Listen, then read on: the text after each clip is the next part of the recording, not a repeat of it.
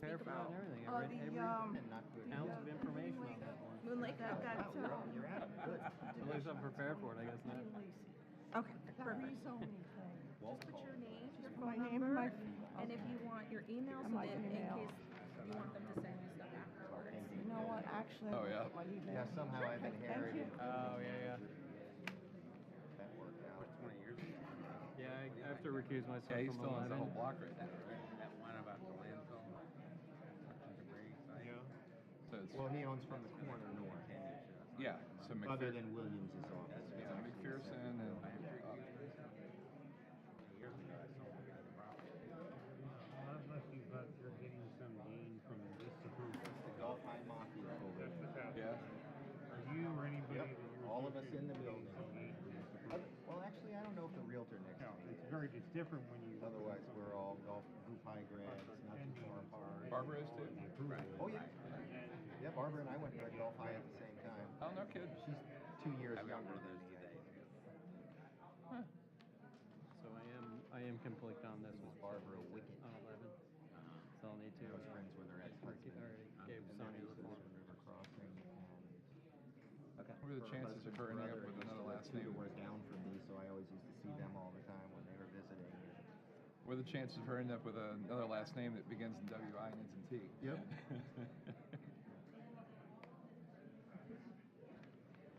That's crazy.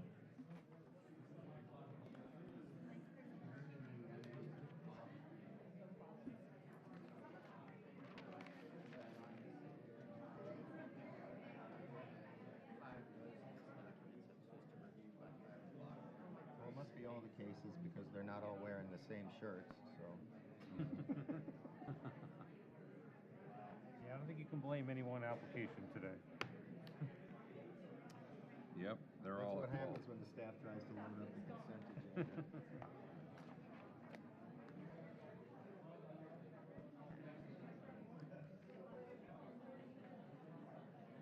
What's your over-under on 7 o'clock? 9 is mostly, and PC 13, and then there's one person for PC Taking the over or the under? 14 and P15, but those are already on regular. Well, our chair is a little more lenient than a previous board chair, so when it comes to public comment. Well, can't say they didn't have their opportunity to speak.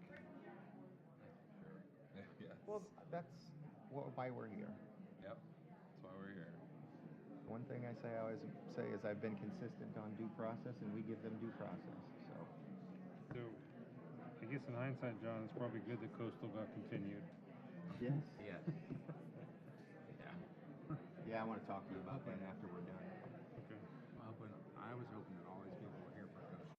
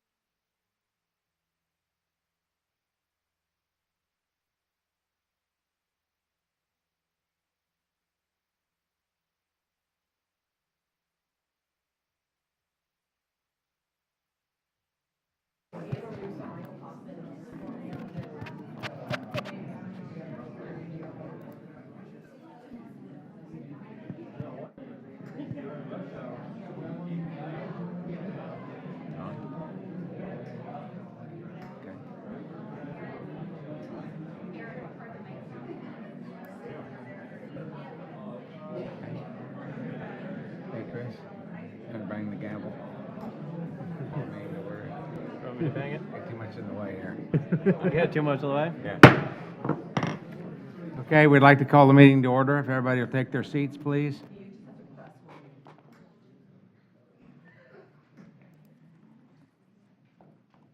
Okay, so before we begin, we're going to stand for a moment of silence and then the Pledge of Allegiance.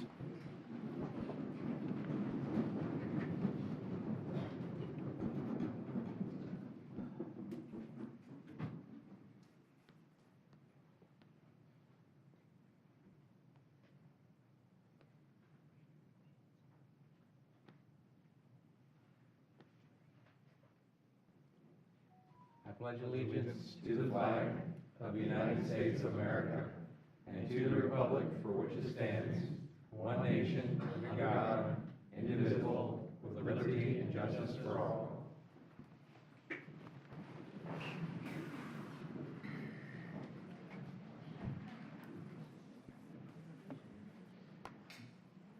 Okay, Madam Clerk, can we have the roll call, please? Mr. Jimmy Girardi, Mr. Derek Contlett, Here. Mr. Peter Hansel, Mr. John Moody, Here. Mr. Christopher Poole, Here. Mr. Christopher Williams, Here. Chairman Charles Gray. Here. Thank you. And could you read the proof of publication, please? The items are advertised in the Tampa Bay Times on June 7th, 2023 and July 5th, 2023, or by affidavit of certified mailings and site posting. All right, thank you. Okay, so for anyone who plans to give testimony today, I'd like you to please stand, raise your right hand, and be sworn. You've signed up to speak today.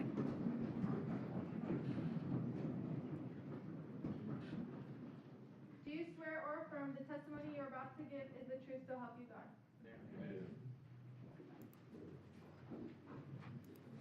All right, thank you. Do we have a motion to approve the minutes? Annotated minutes? Motion to. Second. We have a motion and a second.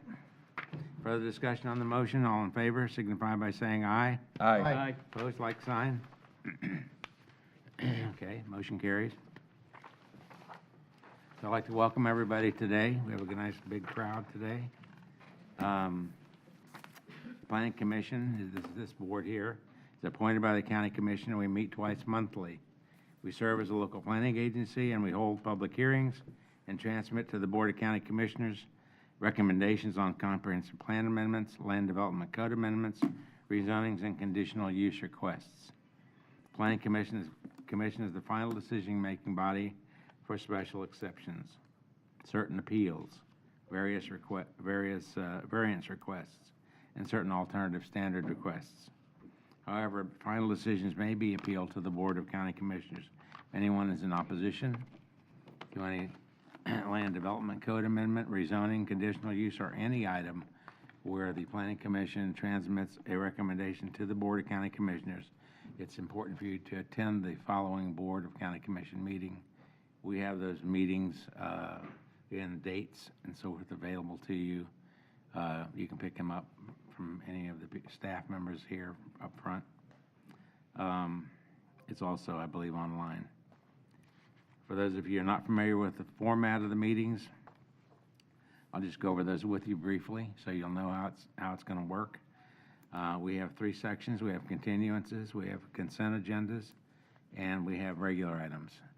On the continuances, we'll go through those, and any requests for continuance that are presented to us by the staff or requests through the applicant, it's been our custom to approve those continuances unless there are unusual or extenuating circumstances.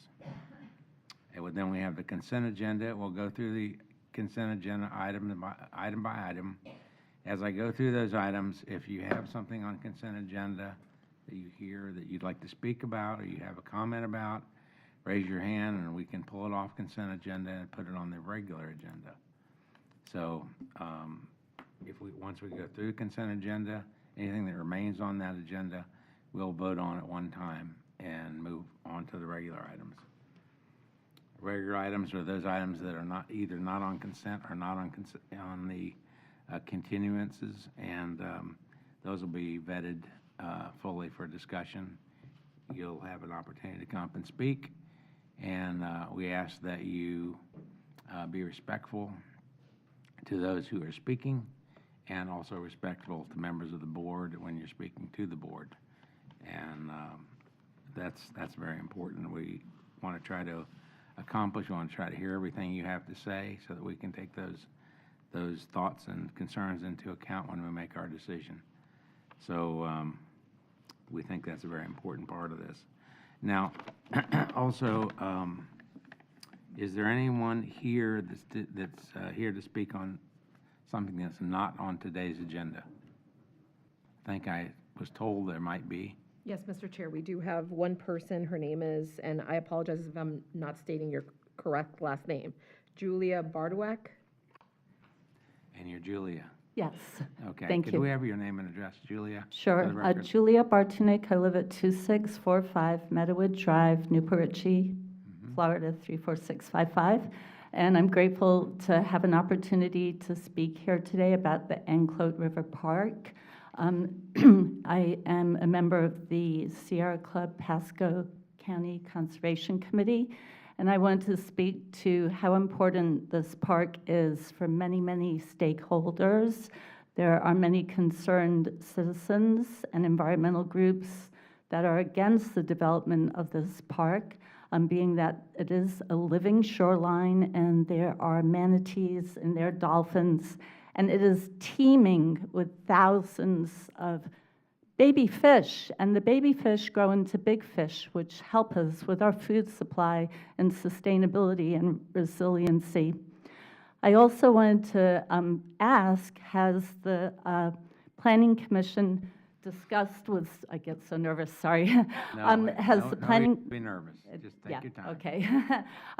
Has the Planning Commission discussed with other stakeholders, I'm sorry, I have to, has the Planning Commission discussed with other stakeholders, such as Tarpon Springs and how it's going to impact them, and also, I'm sorry, I have to stop, and also indigenous communities?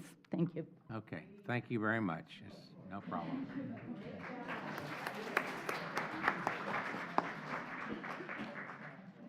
So just remember now, if you come up and act nervous, you're going to get a round of applause. So thank you for coming. Does the staff have any comment on any of those questions that lady had? Terry, do you have something? Mr. Chairman, this is Nectarios Pitos, Planning and Development Department. We have had communication with the city of Tarpon Springs on the project, but the project is still under review. And to answer the particular question, I think the answer is the Planning Commission has not had that, but the Planning Department has. Okay. But it's not on the drawing board at this time, is that right? It's not scheduled for any public hearings. It's Okay. still in the review phases. Okay, and then the public will receive notice for hearings and things like that. Absolutely. Okay. All right, I hope that's helpful to you and eases your mind a bit. I think that's in the distance. So is there anyone else here to speak of something that's not on today's agenda? If not, then I guess we'll move right to the agenda.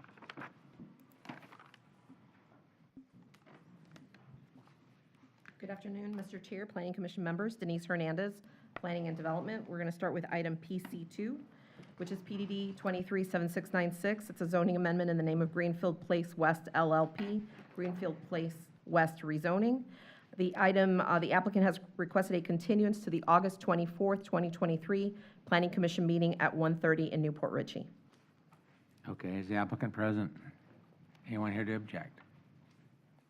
I see no one. Let's just go through the continuances. and Sure. we'll PDD put on at one time. Sure. PC3 is PDD 237717, special exception in the name of Lutz Church of God for a church in an R1 district. The applicant has requested a continuance to the August 3rd, 2023 Planning Commission meeting at 1:30 in Dade City.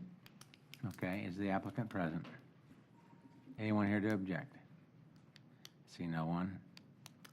Following item is PC4, PDD 230469. It's for a site development, Little Road Landings Commercial Preliminary Development Plan. The applicant, or probably staff, has requested a continuance to the August 24th, 2023 Planning Commission meeting at 1:30 in Newport Richey.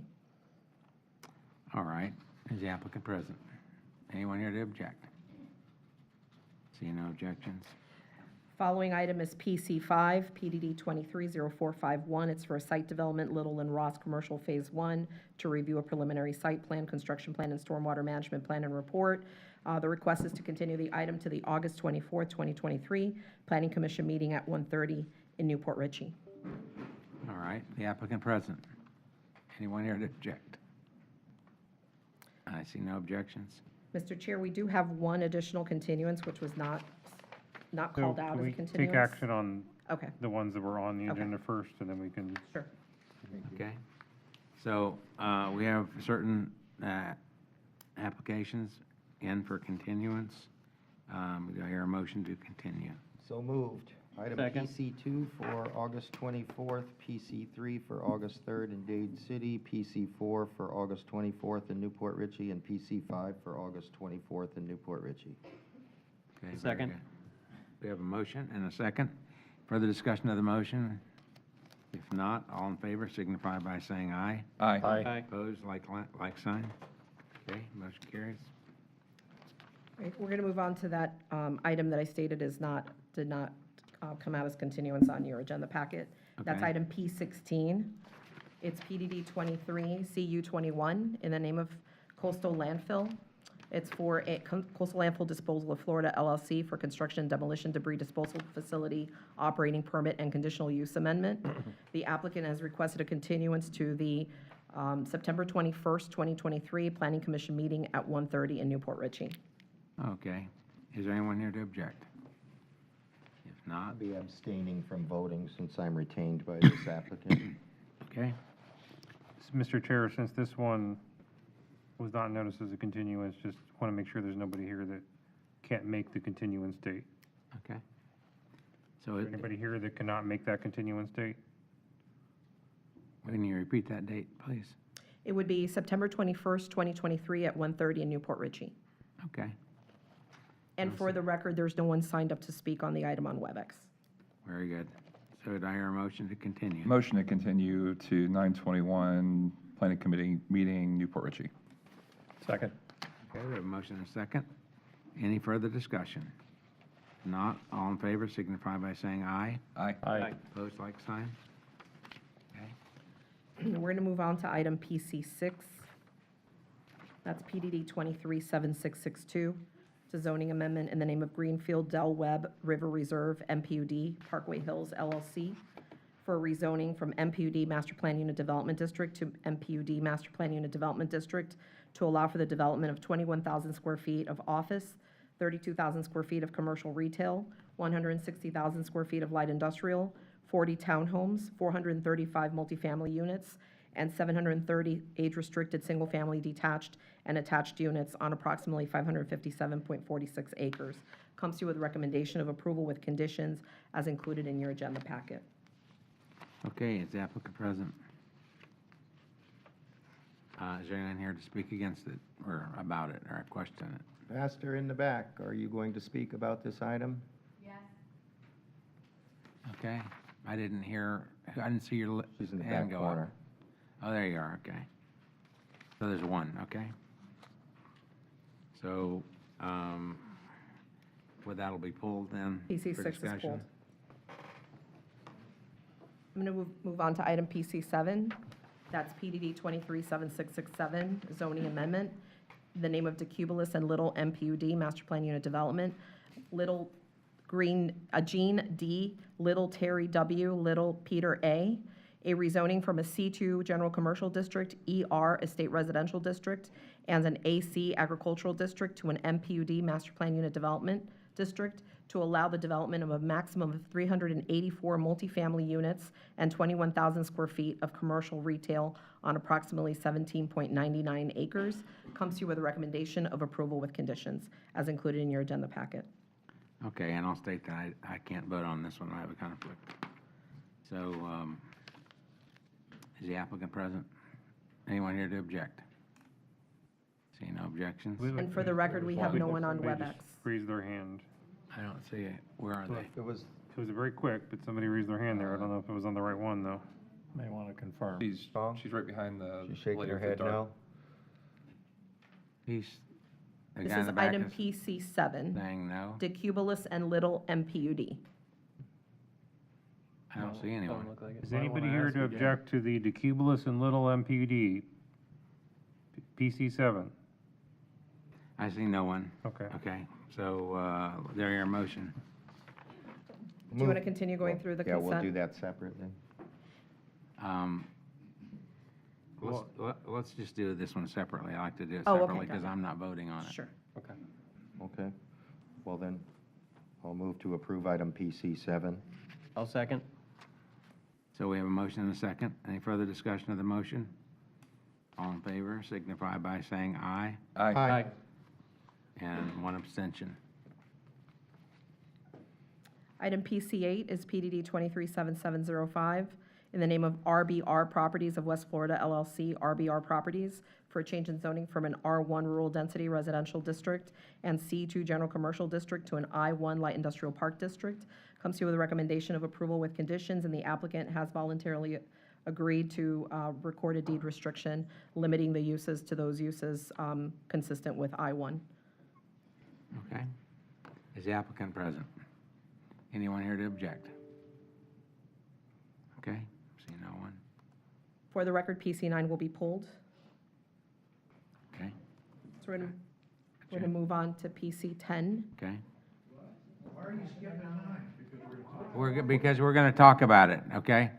So don't get your things in a knot, you know? Just calm down. PC10 is PDD 237724. There's a correction on this item. The name of the person is Charles P. Casson, or Casson, Casson, Revocable Trust, and GTC LLLP.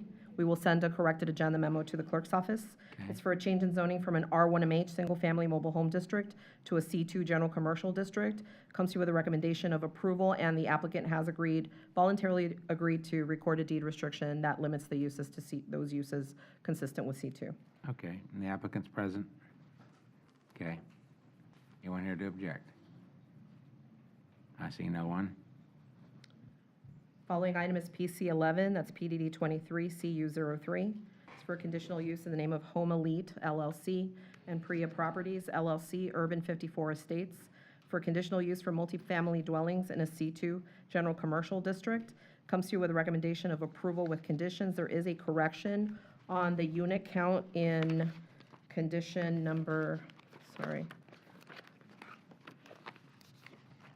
Condition number 3, it should be 321 units, not 317. We will have a corrected agenda memo to the clerk's office. It comes to you with a recommendation of approval with conditions. Mr. Chair, I need to abstain from voting on this one. Okay. All right, so is there any other consents? Yeah, okay. But you want to take action on this one separately? So you Yeah, put it let's on- just go ahead and do that. I'll move to approve item PC11. Second. We have a motion and a second. Any further discussion? If not, I'll signify by saying aye. Aye. Opposed, like sign. Okay. We're going to move on to item PC12, which is PDD 237730. It's a special exception for Pasco County Facilities Management, Pasco County Fire and Rescue Station 19. It's for a special exception for a fire station in an MF2, multiple family high-density district. Comes to you with a recommendation of approval with conditions as included in your agenda packet. Okay. Is the applicant present? Anyone here to object?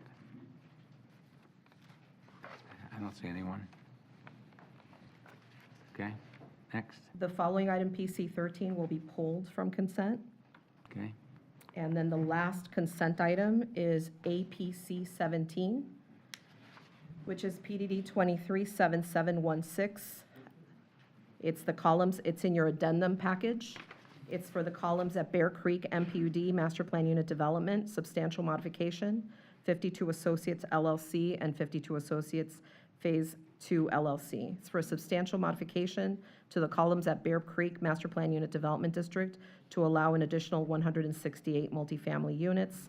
comes to you with a recommendation of approval with conditions as included in your agenda packet. All right, is the applicant present? Anyone here to object? No objections. Okay, I think that concludes consent agenda items. Is that- Okay. That concludes the consent All agenda. right, can I have a motion to approve? Mr. Chair, motion to approve consent agenda, which includes PC 8, PC 10, PC 12, and APC 17. Second. We have a motion, we have a second. Further discussion of the motion? All in favor signify by saying aye. Aye. Opposed, like sign. And we're going to move on to item PC6, and that will be presented to you by Amy Toll. PC 6, okay.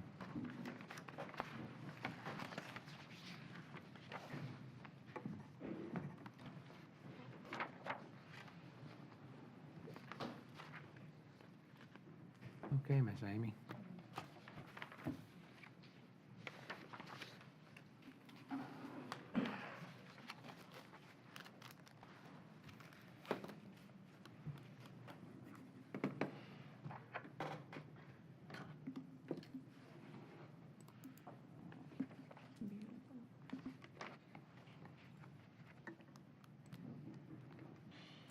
All right.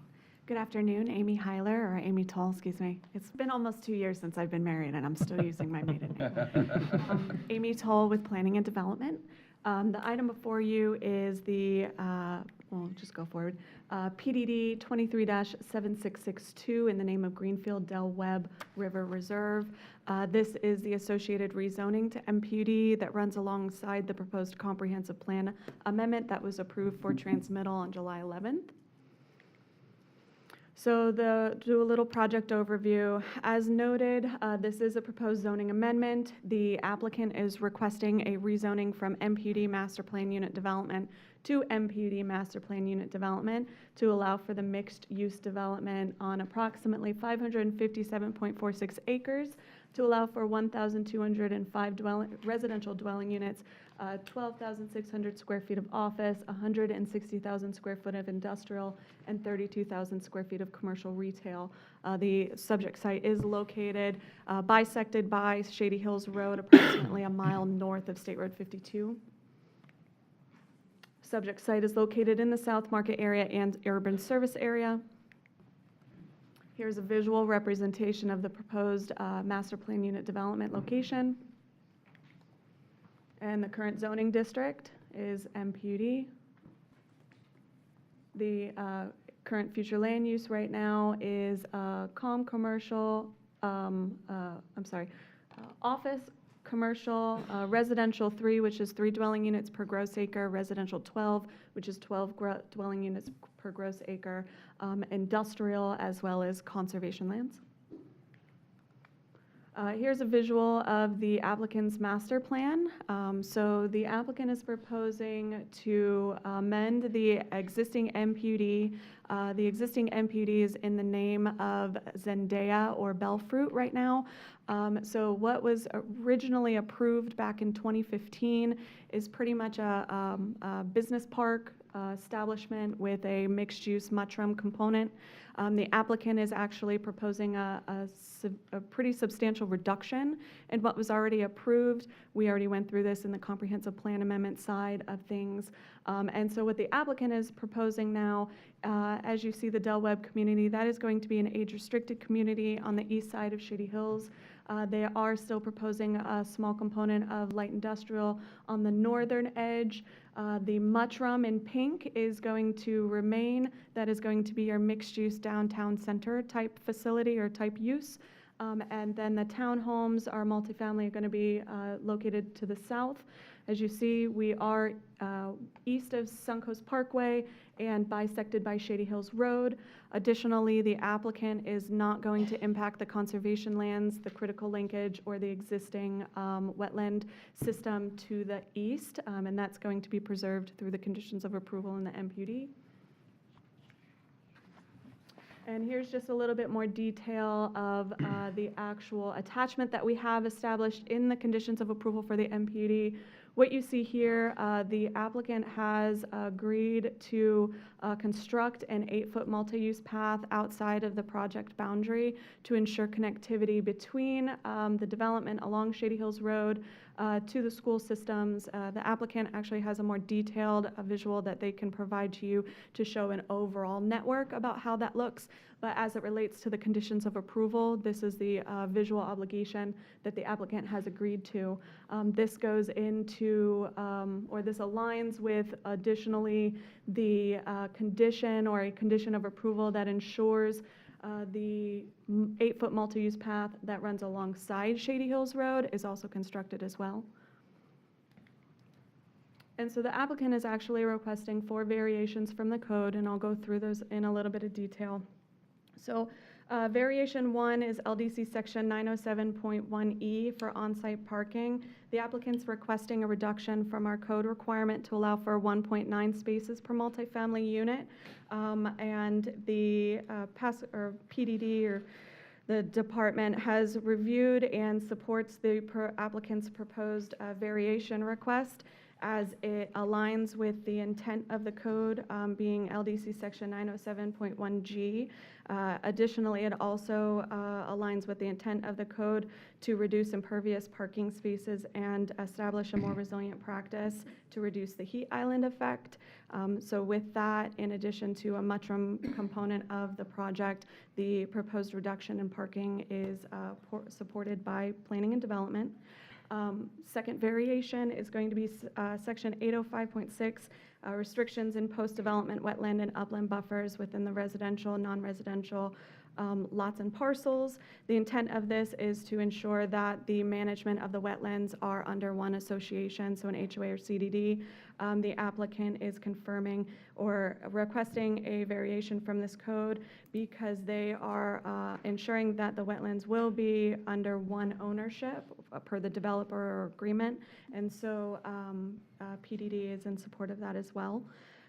As well as the third variation being section 905 or 901.51E, being a neighborhood parks reduction. Excuse me. The applicant is proposing a reduction for neighborhood parks for the multifamily component of their project, and we are aligning with the agreeable agreement of the variation from Parks, Recs, and Natural Resources. They are the ones that manage the parks and the requirement of the code. And so it is recognized that multifamily basically is a higher density on a smaller lot of land. Therefore, the code requirements, we are in support of reducing the actual park requirements for the multifamily component due to the nature and scale of the development versus single-family homes.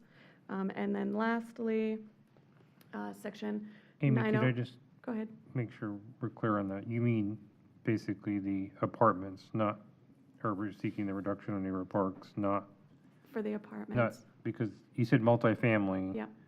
There's townhomes too that are not seeking that reduction, is that Correct. correct? Okay. Correct. Yeah, thank you for the clarification. And then LDC section 901.6011, which is your street designs and dedication of right-of-way, as well as LDC section 901.1H. The applicant is requesting to not connect to the eastern edge of the property, as well as, yeah, it's just the eastern and I think southern right now.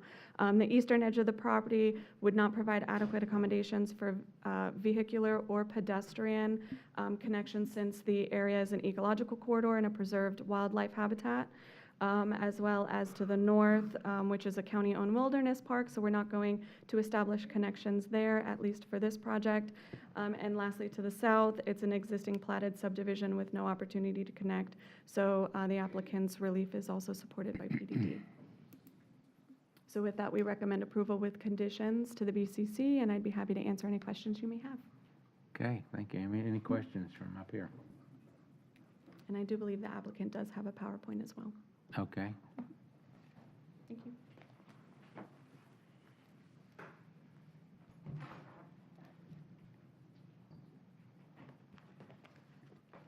Stephen's going to help me pass out my PowerPoints. Thank you. Well, actually, his PowerPoints, I just get to present it. So when you see how good they are, it's not mine. Mine would never look this good. Okay. Barbara Wilhite, 6327 Grand Boulevard, Newport Richey, for the applicant. This is our third public hearing regarding this project. You saw it previously as a comp plan amendment. It was a PD comp plan amendment, which means we spelled out all the entitlements. You just didn't have the conditions of approval that go with those entitlements, which you have now in front of you. So I'll try to kind of be brief because you've kind of seen this before. On the slide here is our existing entitlements versus our proposed entitlements. You can see the list of those that are existing today, and you'll see the proposed. Later on, you'll see what the student generation difference is between existing and proposed, as well as traffic generation differences. This is our master plan. As you can see, the client's commitment, which has been a commitment since the first comp plan was approved on this property for an ecological corridor on their property, is in green. That commitment still stands today, and a 100-foot upland buffer into their property that goes along with that ecological corridor. This is the east side of the project. We are proud to have a Del Webb, Pulte Del Webb, award-winning senior project coming to this area. That's a representative clubhouse. They spend about $13 to $15 million on their clubhouse amenity. This is the west side of the project, which is a mudroom project, as Amy has described. This puts in context where our project is compared to your the county's Cruise Lake Park, as well as the ecological corridor and how we fit into that. Again, you can see how we are a large piece of the corridor through this area. This is the slide that tells you about what we're doing about paths. Along our project, which is highlighted there in the blue, normally we just do a 5-foot sidewalk within our project along the road. That's required by code. We are upgrading that to an 8-foot multi-use path. We also looked, my team, led by Level Up, looked for the client at what's going on off-site so that we could become part of the solution to make sure that there was pedestrian and bike connectivity. There's some interesting things going on in this area. We have Cruise Lake Park to our north. We have the Suncoast Trail and that wonderful facility. And we also have 2 schools. So really important to look at what that was going to be. And there was 2 gaps. You see them in red. So the client for mobility fee credits are going to fill in those gaps. So there'll be continuous 8-foot path that will continue on to other paths, either constructed now or by the projects in blue. As you come to the west of Suncoast Parkway, there's 2 projects there that have an obligation to do 8-foot paths, so we'll be connecting. And so you'll have connectivity from our project all the way up to Cruise Lake, to the Suncoast Trail, and over to these schools. Pretty good connectivity. I wish we could see this achieved more. And so Yes. we'll, as clients, look for, myself and my clients look for opportunities to do this. I can tell you that we do get mobility fee credits for those off-site improvements, but they'll likely cost more. So those will be coming out of the client's pocket. They'll be paying mobility fees in addition to a little bit extra to make this happen off-site. We were not asked to do this. We came forward with this idea and did the research first before anybody asked us to do it. So thank you for doing that. You're And your welcome. client. I'll take credit. You're This is not the gonna trip You're not going generation. to thank the county for the mobility fee credits? Oh, thank you. Thank you, Pasco County. You got to thank David personally.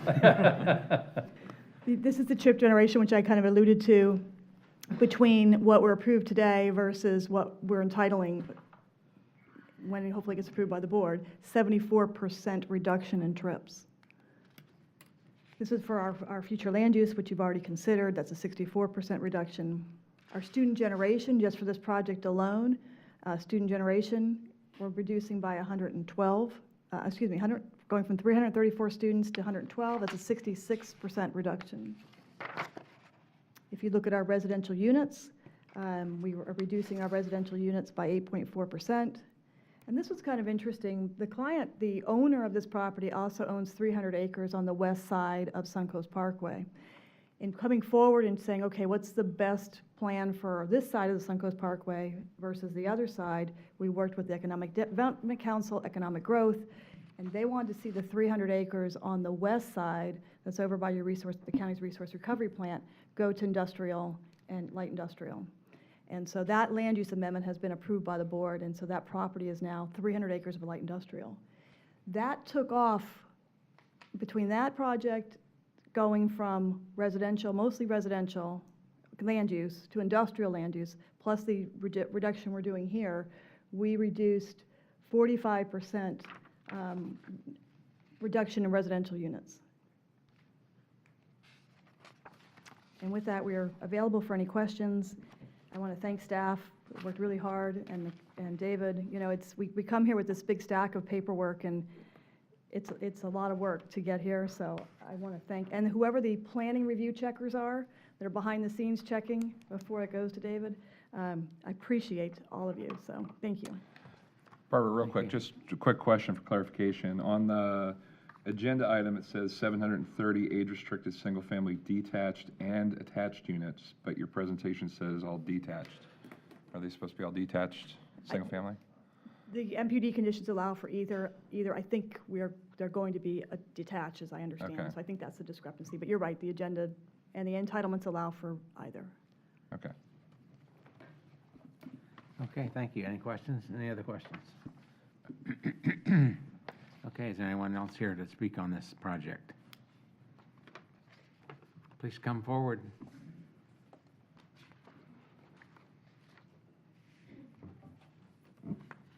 You must have gotten here late because you're usually sitting up front.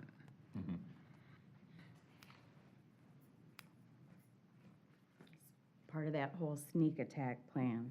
Yeah, that's what I heard about you. Yeah. Jen Kerouac, 15925 Green Glen Lane, Shady Hills. I come today just because, you know, there's many reasons, and I've shared a lot of them before, and you know, the community is incredibly concerned about, first of all, many of them would love to be here, but they're a working class community. They cannot make the commission meetings because they're during the day. They can't make these meetings because they're during the day, and there's a lot of people that, you know, we're doing our best to collect, you know, the concerns. We had a decent showing for the future comprehensive plan over there at LC Logan, the community center. But the concern that the community has right now is that there are many things that have been discussed during these meetings, during the commissioner meetings, and we find that there's conflict in the information from reality. And so we'll just, you know, quickly, I won't belabor it, but the corner of Softwind and Shady Hills Road, that property is being developed right now. And it was supposed to be developed based on the idea that there would be no outlet to Shady Hills Road. And the main outlet right now, as we speak, is being developed onto Shady Hills Road. So, you know, there is a significant concern that the things that are described, the first planning meeting, you know, when Mr. Moody, I believe, we went through the traffic summary and it was said to be like a D. And then at the commissioner meeting, it was said to be like a B or a C. So the numbers and the things that we've been presented with, you know, the community is very concerned because once it passes, just like, you know, the corner of Softwind and Shady Hills Road, you know, they believe that there's really no recourse. Everything is already in motion. There is a belief that they don't have a voice. They go to take days off, go to the commissioner meetings, and when they go, they see an excessive amount of interaction with particular projects. We've now asked, and I'm asking again, we've asked for meetings with the developer. We've had one meeting, planning development, sent one person out. We shared all of our concerns. We haven't heard back. You know, this is a very serious concern. They want to be part of this, but they have been left out. We have been left out. So not that our voice is the only voice. They understand that the landowner has the right to develop within the land use code. But there are many things that we see evolving that are not according to the way that it should be. So. Okay, Do we have any questions or any comments about No, or concerns? I know we've talked one about it before. comment, though, I mean, when they were here for the planned development, the comp plan amendment, one of the items discussed was the long-known dangerous curve in Shady Hills Road. And although they won't be immediately changing that curve, they are giving the right-of-way for the county to fix that curve, so that's a start.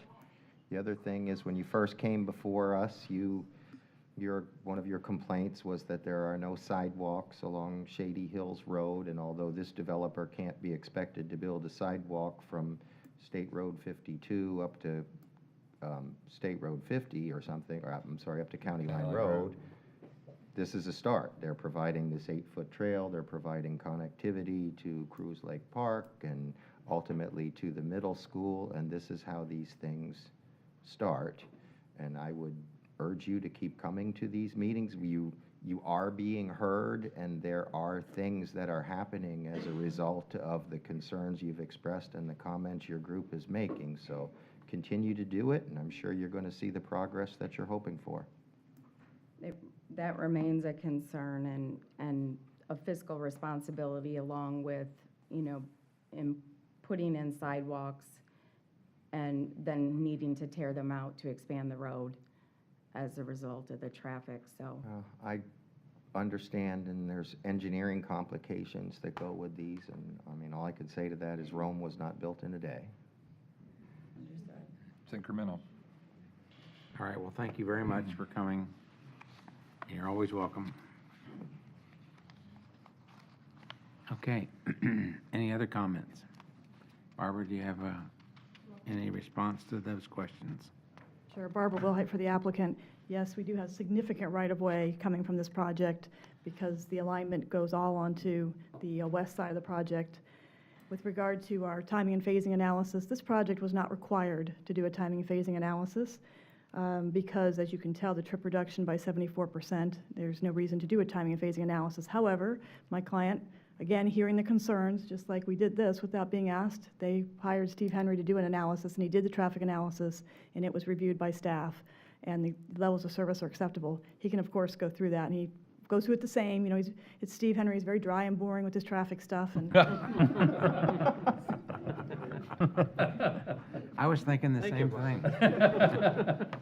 I would say that where mobility fees are around $3 million, the other kind of unique condition that we were requested by the chairman of the Board of County Commissioners, condition number 75, we're holding back multifamily apartments, garden-style multifamily apartments on the west side for 3 years to hopefully give the county the opportunity to do sidewalk from your school, the northern school, up to County Line Road.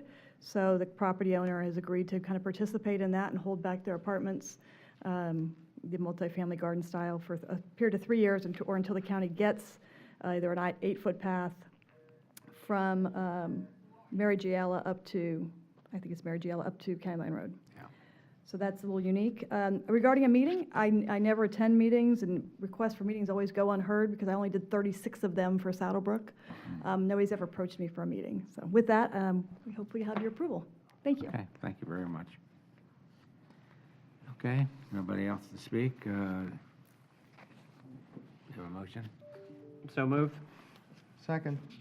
Okay, so we have a motion to approve the application as submitted and as recommended by the staff. We only have a second. Any further discussion? All in favor signify by saying aye. Aye. Aye. Opposed, Aye. like sign. Okay. Now we're going to move on to PC 9. And thank you, Steve. I think you're good, really. Yes, thank you. You're really not dry and boring.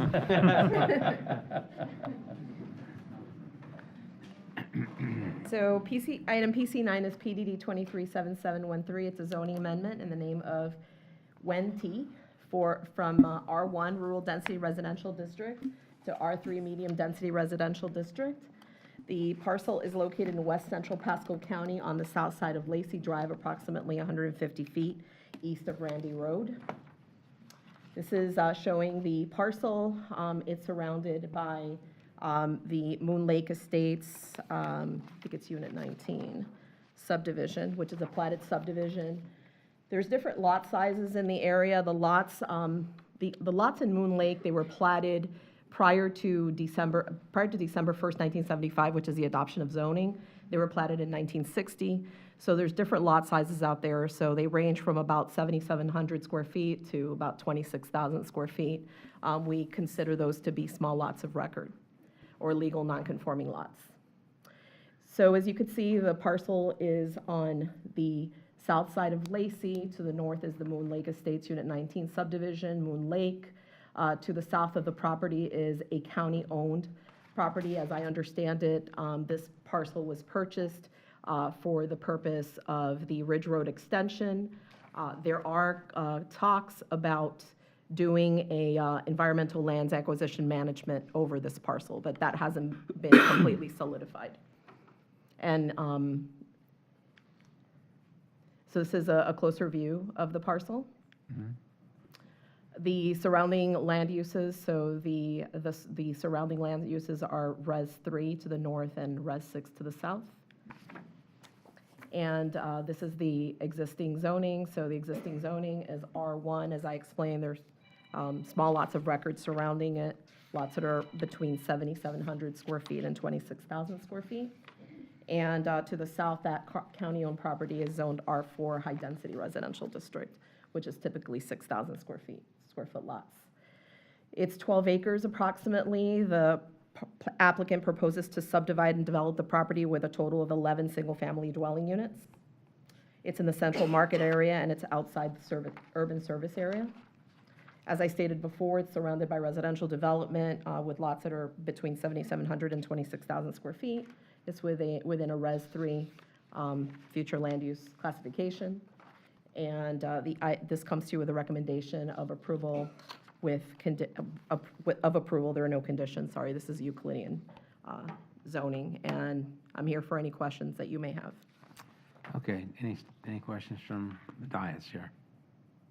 I have one. Denise, so would these lot sizes be, R3 zoning is 75 by 100 lots. so is that comparable to, is that bigger or smaller than what's around? It's smaller than the smallest lot by 200 square feet. So the smallest lot that we saw in the area is about 7,700 square feet. So this is 200 square feet smaller. Okay, thank you.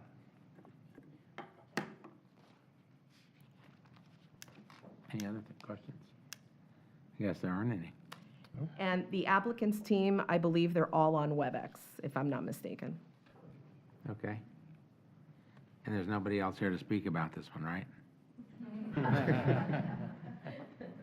The only thing too, now that you're sitting back down, is I might be interested in seeing the overlay of the wetland, rough wetlands.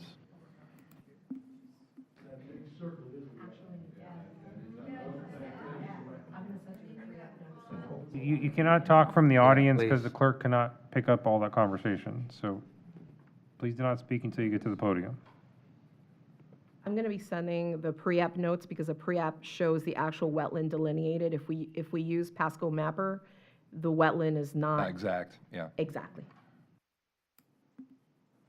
That still might be a good approximation though, just for discussion purposes.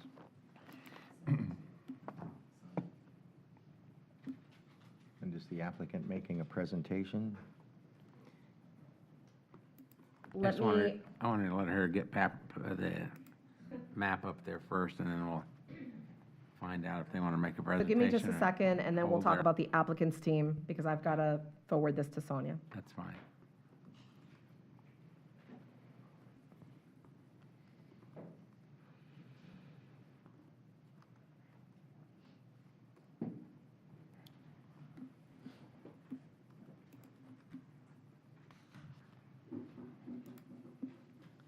The one thing I would like to say to the audience, because I know many of you want to have something to say, we try to encourage people to, if you're going to come up and speak, please try to speak about something that we haven't heard, so that we don't hear the same thing over and over, and because it just takes up a lot of time, and we already heard it. So whether it's traffic or whether it's, environmental, or whatever it is, we welcome you to come up and speak about it, but we just like to hear something new when people come up. So for the record, just so that these folks can please be promoted for the applicants team, if you would please promote Alex Hoffman, Angel Ortiz, Ava Russo, and Mike Hoffman, please.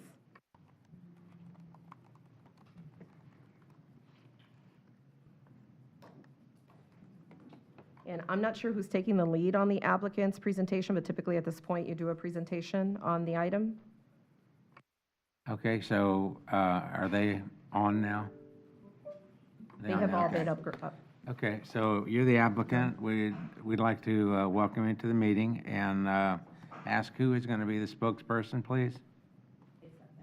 Hi, yes, my name is Ava Russo. I'm an EI working under the responsible charge of PE Michael Hoffman, and I'll be representing Advanced Engineering as well as the applicant. Okay, and will you The give us your address address, is- please? Sure, it's 1009 Gallant Lane, Tampa, Florida, 33625. All right, very good. Okay, so here's the way it works, where you have an opportunity to present your application, and once the application is presented, the members of the audience would have an opportunity to come up and ask questions or state their concerns. You would probably be good idea for you to make notes of those things, because you'll have an opportunity then to come back and respond, to give feedback on those concerns. So, so now everybody knows the format of what we're going to do. Please feel free to begin. Okay, thank you. So the proposed 12-acre property currently has a zoning of R1 with a future land use of residential 3. As per the applicant, we're requesting to rezone the 12-acre property from R1 to R3 to allow for a single-family home subdivision with 11 homes, having a minimum lot size of 7,500 square feet. The project is proposing 11 lots, which will include single-family homes at a density of 1.7 dwelling units per gross acre, which complies with the allowable density in the R3 zoning. The property includes a roadway called Ivy Avenue, which contains a cul-de-sac that does comply with Pasco County standards. Being that single-family home development is an allowable use within the R1 zoning designation, we believe that this request is consistent with the surrounding area. The parcel does contain approximately 5.28 acres of wetlands, which have been identified in a wetland delineation report. All wetland boundaries have a 25-foot setback, and that has been identified on the master site plan. As per the staff and planning commission's recommendations, they have found this development approvable. Thank you, and I'll take any questions. Can we see your proposed development plan?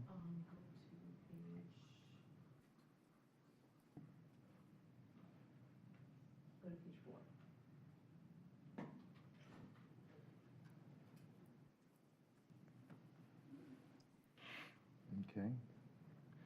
And it was Ms. Russo? Yes, that's correct. What's the plan for water supply and wastewater disposal on this property? So we will be connecting to county utilities. And where are those located? I believe it is likely county utilities along Lacey Drive. We haven't gotten too Can far we into the see- utility. Can we see the map? You believe that's the case? Yeah, let me, I personally excuse don't. me just a minute, stop before you go any further. Let me just repeat one more time. Please be courteous and quiet so we can get through this section. We can hear the presentation. We can ask questions from the dais. You'll have a chance to come up and ask questions, and I'm going to expect people to be courteous to you. So it's a team effort. So let's continue. Lacey Drive is the street here on the right side of the site plan? Yes, that's correct. Yes. Well, I think you need to do some more research, because I'm going to hand the staff over here a flash drive that has a utility atlas map for the area, and there are no utilities, water or sewer, anywhere near this property. Okay, understood. Then we'll likely have to do septic and well on site.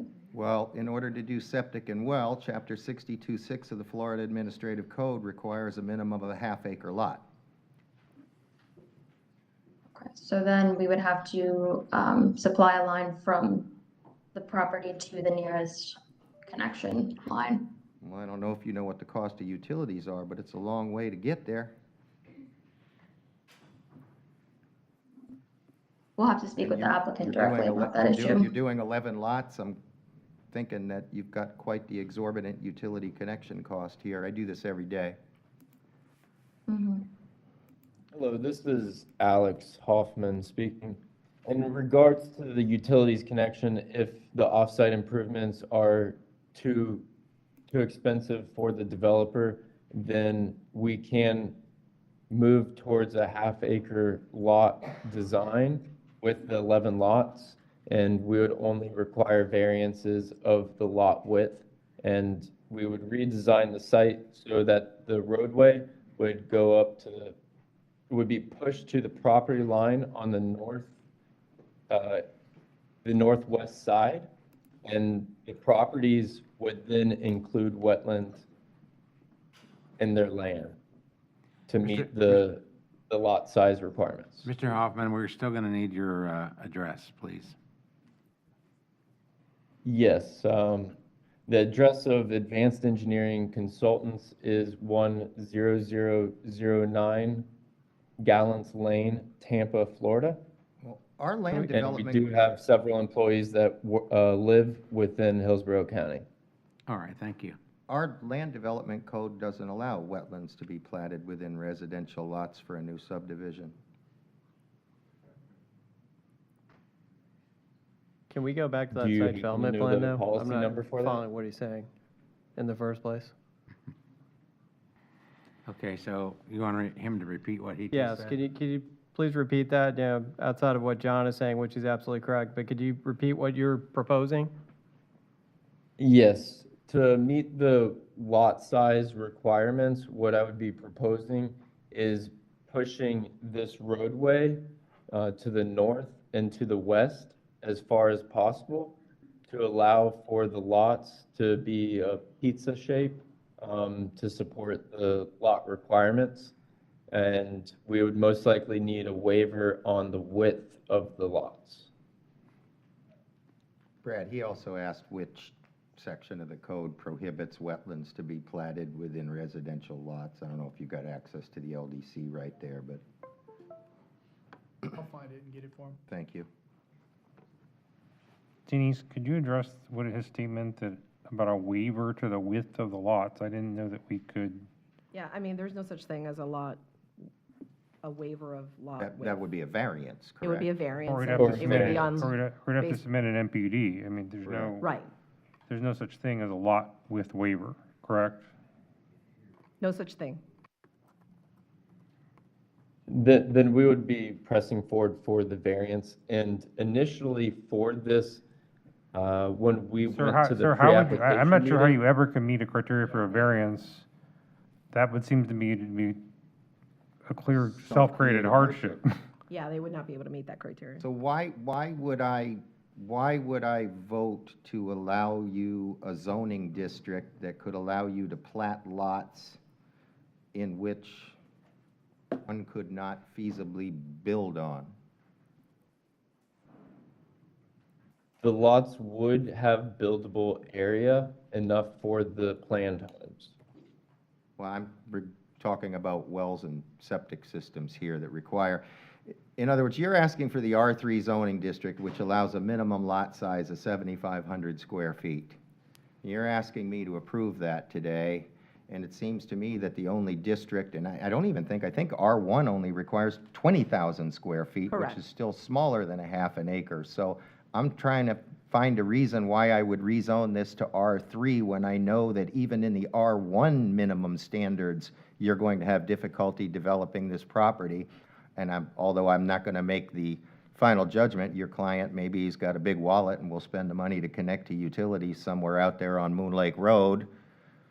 But I'm not really seeing how that's financially feasible.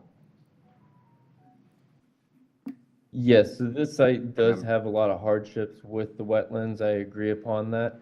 And the reason that you would want to vote yes on this rezoning is for the development of this site and allowing for these 11 homes to better the area and bring in more residents, generating revenues for the local community and taxes. Can you put up the rezoning attachment, Denise?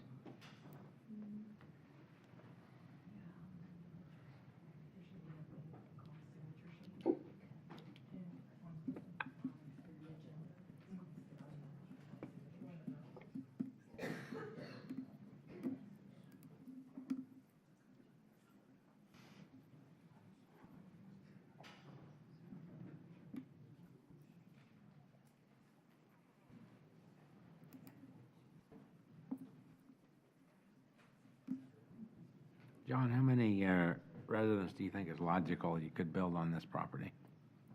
However many he can that meets half-acre lots. Unless he can convince me he's going to bring water and sewer into here. And I'm guessing, after we hear from some of these people, they're not going to be too excited when the sewer runs in front of their house and they have to mandatorily connect to it, and they have to give up their wells and septics. I think that was a yes, they would. From an environmental standpoint, we might like that, but I'm sure they probably won't, so. I'm happy to hear that the residents are in favor of this. I know they're currently using it for storage of their boats and trailers and other aspects, which I have photos of. Well, right now, they're not the question, the application, you are. Well, I guess I never heard a definitive answer to Mr. Moody's question about whether the applicant intends to connect to county water and sewer.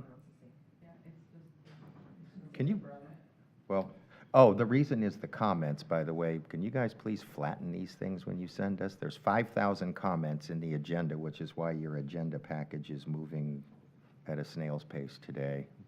My partner was able to fix it for me. Well, while we're looking, while this is being looked up, can I just ask the applicant to definitively answer the question about whether they will connect to county water and sewer? Because without that connection, that moots the point of going to an R3, basically. It seems to me to be a threshold question for this application. Yes, so we would need to evaluate the offsite improvement costs for bringing in those utility lines. Yeah, but I need to make Do a you have decision an today. estimated linear foot? So are you proposing that we continue this until you evaluate those costs?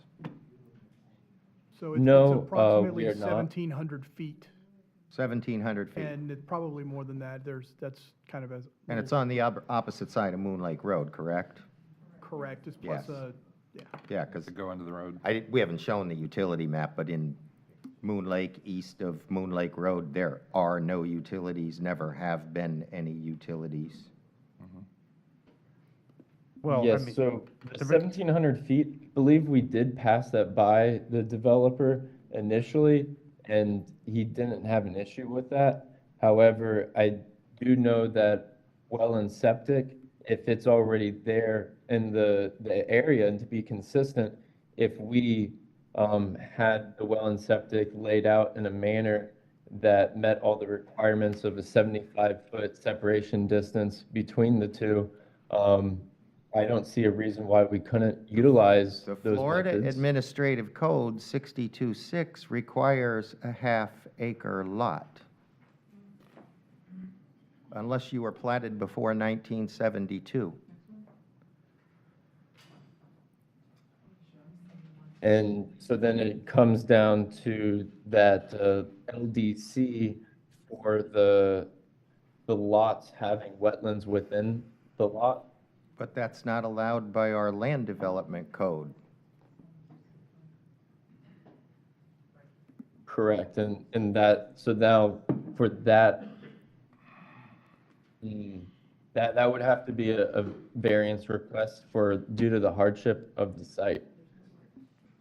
But they can't be a self-created hardship. Well, the So- site currently, as it's zoned, is allowed for more units and density, lots, Well, than what we are utilizing. So I would say that this is a land right hardship. you want to shut your own down. Are you an engineer or a land use attorney? I am actually a EI working under the responsible charge of Michael Hoffman. Okay, and, well, I'd I like to work give with you a lot some of advice, attorneys, and but I I'd am not- advise that you not try to practice land use law. You stick to engineering under the supervision of your supervising PE. Because I don't think Understood. your land use determinations fall within the law, and thank you for getting this attachment. I wanted you to see this because one of the things that I'm asked to consider is whether, I think it's number 9, the property as rezoned can be developed in a manner which would comply with other existing county and state regulations governing development. So that's the question I have to answer to myself. So you're going to need to convince me that I can feel confident you're going to meet number 9 if you want me to vote to rezone this. Then we may have to reduce the number of lots to meet that requirement there, dependent upon all the variables. So then we wouldn't need to rezone the property if you needed to provide half-acre lots. That is correct, yes. Thank you. All right, John, Done. any other questions? Well, I guess I'd like to hear whether, does the applicant still want to proceed with this application today?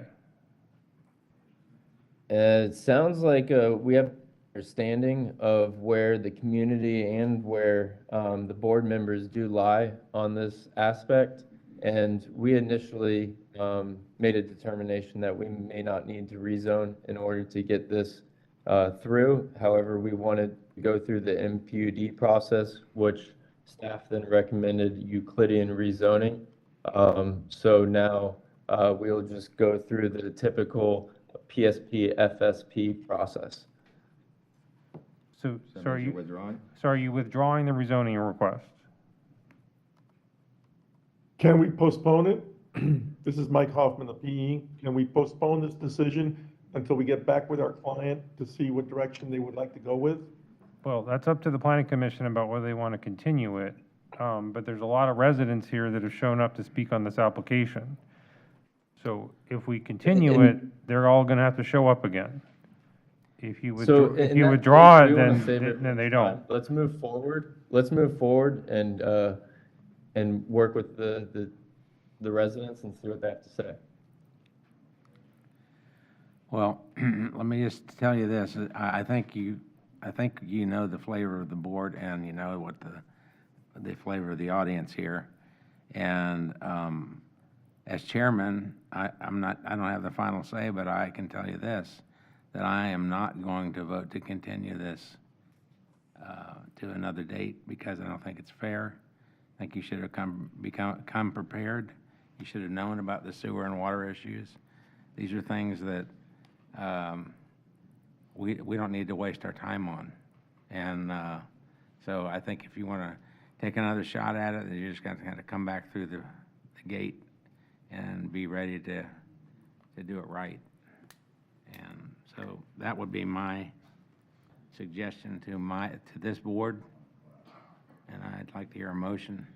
Well, the problem is you can't act on the application without hearing the public. But I can tell you I have the same sentiment. But I mean, if Mr. he's willing to Gregg. withdraw it, then you don't need to hear from the public. But if he wants to proceed, Well, let me just say this then. Is there anyone that's here to speak from the public that would object if we turn down this application?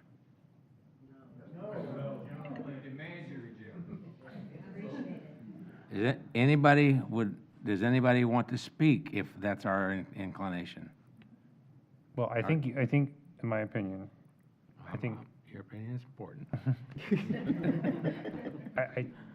if there's anybody that wants to add a concern that has not been previously raised by Mr. Moody, I think you need to let them speak because the applicant needs to have a chance to address the concerns.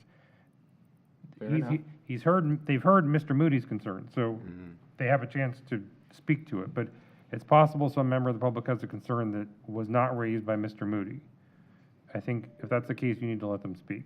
Is there someone who would like to raise something more than what Mr. Moody has raised that has not had a chance to speak? What I don't want to do because I don't want to go through another 3 hours of listening to people's complaints and then come up with the same result. So if you want to speak, please come forward. Are you done with your presentation? Is the applicant done with the presentation? Yes, we're done with our presentation. I'm going to call the developer and see if you would like to move forward with the off-site improvement cost. Okay, but you still need to have somebody listening to the public if you want to rebut them. Have you determined that there's capacity available in the system? I mean, have you spoken with our utility department? We have not gone through that process as So of yet how for are you the gonna- availability. I'm just asking you as an engineer, how are you going to advise them of that cost? Or you don't know what that cost is. You don't even know if there's capacity available in the system. That is correct. And through other jurisdictions, we've had to conduct the utilities aspect further down the road, and they weren't allowing us to do it at this point. But if you're allowing us to do that, we'll start going through that process early on. So I know you have a gentleman ready to speak, but Mr. Tippin's been trying to speak to you for a bit here. Oh, Brad, I'm sorry. Hi, Brad Say, hey, Tippett, you. Planning and answered that. Development. Yeah, no, I just wanted to answer the question about the LDC code. It is 805.6 that has the restrictions on wetlands and lots. Thank you. And then I also want to add that for the record, there was a pre-application meeting that was held that all these things were explained to the applicant during that time. So I'm going to add one more thing, which is that this is a Euclidean rezoning, so you can't condition it. But I guess in theory, the applicant could agree to a deed restriction that mandated that they connect to county water and sewer, but that's something they would have to offer up. I have not heard them definitively offer that up. But we'll see if they do that during rebuttal. So go ahead, sir. Sorry, I didn't mean to step on your toes. That's all right. Go ahead, please. Your name and address, please. David Wallace, 12131 Lacey Drive, Newport Richey, 34654. First of all, I'm speaking for myself, but the majority of our residents, we reject the county's future land use of R3. We are a historic R1 community. We are a mature community within R1. We're comfortable with that zoning requirement. We reject this attempt to change from R1 to R3 for multiple reasons. The list that you have on the board, I would like to add to that. We also believe that items 1, 2, 5, 12, 14, 15, 16, 18, and 19 also apply. And I'll quickly read those. The proposed change is not consistent with the existing land use pattern in the area. The proposed change would result in possible creation of isolated district unrelated to the adjacent and nearby districts. The one farther south of that is zoned R4, which is very high density. So our only buffer is an R1. And if you change it to R3, you're going to reduce our buffer from the impact of an R3. R3 triggers the utility thing that was brought up before. That's why they want it to go to R3. We do not want the utilities forced upon us. We want it to stay that buffer. That's why we demand that you keep it R1. Certain portions of the property are not suitable for development under the proposed zoning classifications. The property is developable currently under the zoning classification of R1 without appropriate public facilities, including but not limited water, sewer, and electrics. The site proposed for zoning change would be the subject of flooding and affect such flooding on the proposed or possible improvements on the site. The physical characteristics of the site and the degree of the site alteration would make the site unusable for any of the range of potential uses for the proposed zoning classification. The proposed zoning change would not be consistent with the goals, objectives, and policies and recommendations set forth in the adopted comprehensive plans. The existing zoning classification accomplishes a legitimate public purpose. Your biggest concern is our biggest concern. We don't want R3 because of the utility encroachment upon the R1. We need the R1 as a buffer from the future development that the county's planning on the southern property. So we request highly that you reject this change to zoning. Okay, thank you very much.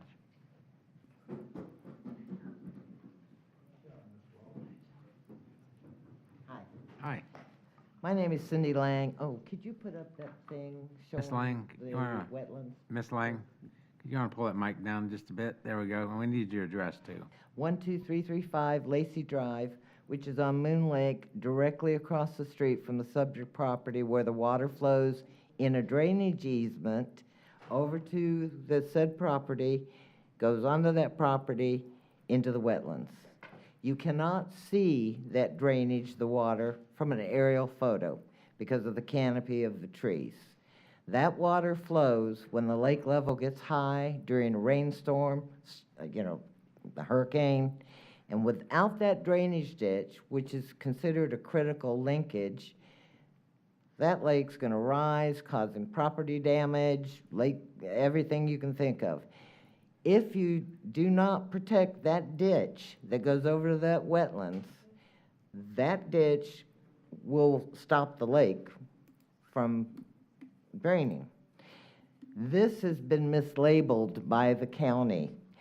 The correct classification for the lake has not been reviewed from the critical linkage in 2012 and 1998, when the county bought up all that property abutting it. That we missed getting reviewed by the federal government and the state government. Presently, the property appraiser's search is incorrect. Line 3, use code for the 5 acres is coded 9600V with a description of wasteland. The zoning with an OOR1. Why would you develop a wasteland? It should have been coded 9604 wetlands. The drainage ditch easement is coded 9600V with a description of wasteland. At 00R1, how can you develop that ditch and put a house on it? And it should have been coded 9604 wetland critical linkage. This property should be coded as a protected habitat under the federal and state endangered species, which includes these species: otters, snapping turtles, soft-shell turtles, little heron, white horned ibis, sandhill cranes, bald eagles. The federal government, the Army Corps of Engineers, if you have a wetlands and you're going to put concrete on that wetlands, they require a 100-foot buffer. We only require a 25-foot buffer, but the Army Corps of Engineers says you have to be 100 feet from a wetland. We have missed classifying our lake as a Category 1 lake with a category linkage, which is called a critical linkage, to a critical linkage wetlands. That wetlands is critical for the drainage of that lake. We've missed it on every record I searched. I searched the databases of the Fish and Wildlife to see if we met any of their categories, and we don't. Based on the National Wetlands Inventory, the present classification for Moon Lake is LIUBH, which is inaccurate. I'm sorry, your time has expired. Is it your testimony that there is a direct connection between Moon Lake and this wetland? Yes, you can't see it. See where that starts at Moon Lake? My house is right across from it. I have pictures of the drainage Is lake. where the arrow, I'm sorry, I think you just had it. That right there? Yes.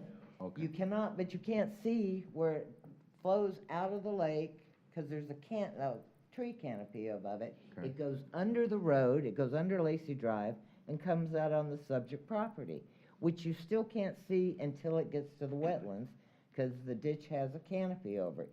Aerial-wise, the county didn't screw up, because if they look at the aerial pictures, you can't see that it drains from the lake. It's always drained from the lake, and this is a critical thing.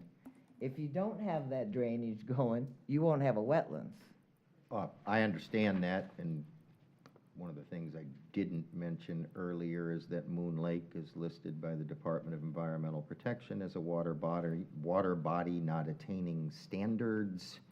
It has an excess of chlorophyll A, which is usually caused by nitrate, I didn't bring it up because unless the applicant was going to discharge directly to the lake, it may be a non-issue, but if there's a direct connection between the lake and this wetland, then I would say that is an issue, and that's going to require an additional level of stormwater treatment, nutrient reduction when you get to swift mud, and our county rules are the same as swift mud, so you'll need to do it for us too. So, and Can I make another comment? I would like to that'll ask. be up to the chairman, but. If there's another question, yes, otherwise your time has expired. Well, the property Unless owners you get cleared the another property question. with no permit. Excuse me? Do you have another question, John? I don't have Our another time has question. expired. That I was more a can't keep- statement, and I just, You know, I have to be fair I'll to provide everyone. this to the clerk. This is a map Okay. showing Thank the you. water's not Thank you. attaining That's standards. useful information, and we thank you very much. Can I submit the documents and maps I showed? You can, yes. You can, do we have a motion to Move to receive and file. receive and file? We have a motion and a second. Further discussion, all in favor? Aye. Ma'am, you have to give it to the clerk. Yeah. We have to receive and file. Thank you. Thank you. Yes, sir. My Name and name's Rick address? Williams. I live at 12050 Randy Road.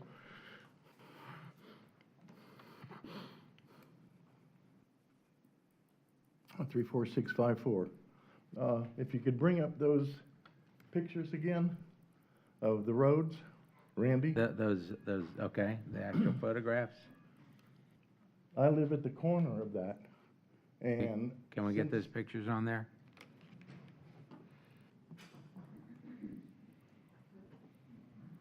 The very left-hand corner. And 12050, we just came up on the, raise it just a little bit. No, the other way.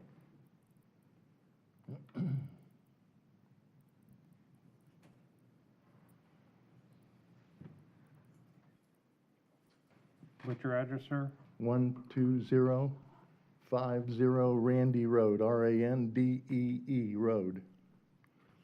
050.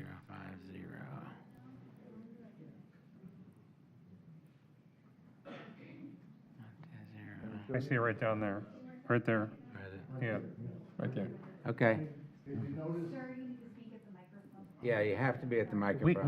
we have it up here now. We know where you're, Right here, though. Yeah. sir, See that right there? sir, Yeah, we see it. we see it up here. We just need to hear you at the microphone. It's going to the wetlands. Okay. Okay?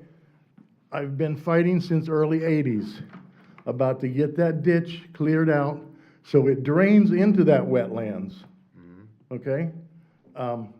Just in the past 2 months or 3 months, they have approved that drainage to be cleaned out. They have never recognized it up until just recently that it was your responsibility to do it, which is, there's a drainage ditch there that goes from the north side of Randy Road till under the road, and then where that light spot is right there, there's a 25-foot easement that goes back in, across all that property and into the wetlands right there. Okay. And it's detrimental to my livelihood. I've flooded 3 times. We don't need any more property being sold for changing the codes. Okay, thank you very much. Thank you. Any questions? Okay. Anyone else?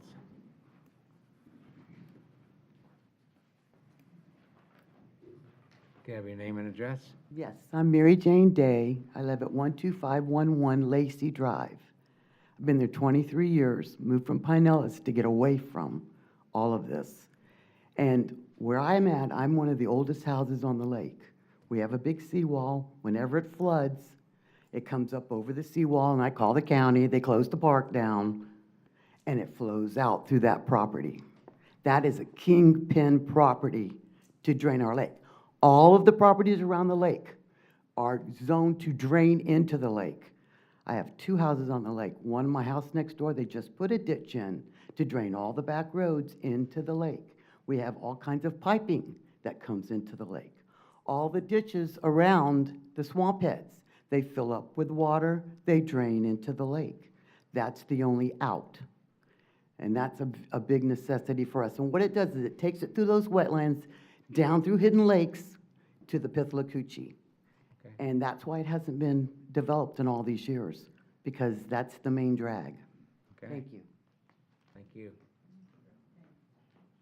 Anyone else? Any other person?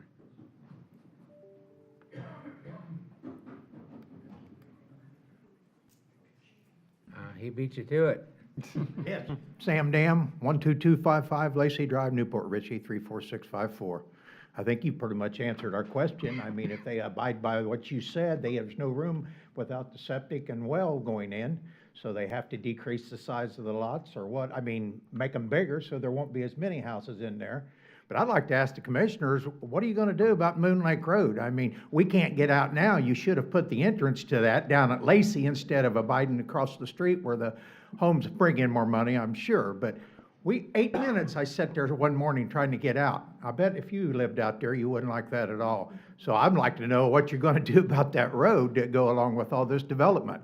You've got 2 housing additions going in, one townhouse and one of 150 homes farther north on Moon Lake Road. You gonna put all them houses in and then you're gonna make the road, or what are you gonna do? That's what I'd like to know. Okay, well, we're not the road crew. Well, I think that ought to be considered too, because we can't even get out of our addition now. You sit there and 8 minutes, we've timed it several times that we've been there as long as 8 minutes to get out of our road. Now, if they'd have moved that light down one more block to Lacey, where everybody across the street could have come to their middle entrance, hell, it'd have been a lot simpler, but that doesn't make any sense, does it? I know there's No, improvements not a bit. set up for Moon Lake in the future, what but you we're, said but we're is- not the board that oversees that, I unfortunately. understand that. They do it the wrong way around here. They put in all the houses and then they build the roads. Well, But what you said, sir, is that the property is not suitable to put that many homes in. So go back to the original zoning and put 4 homes in there and we'll all be happy.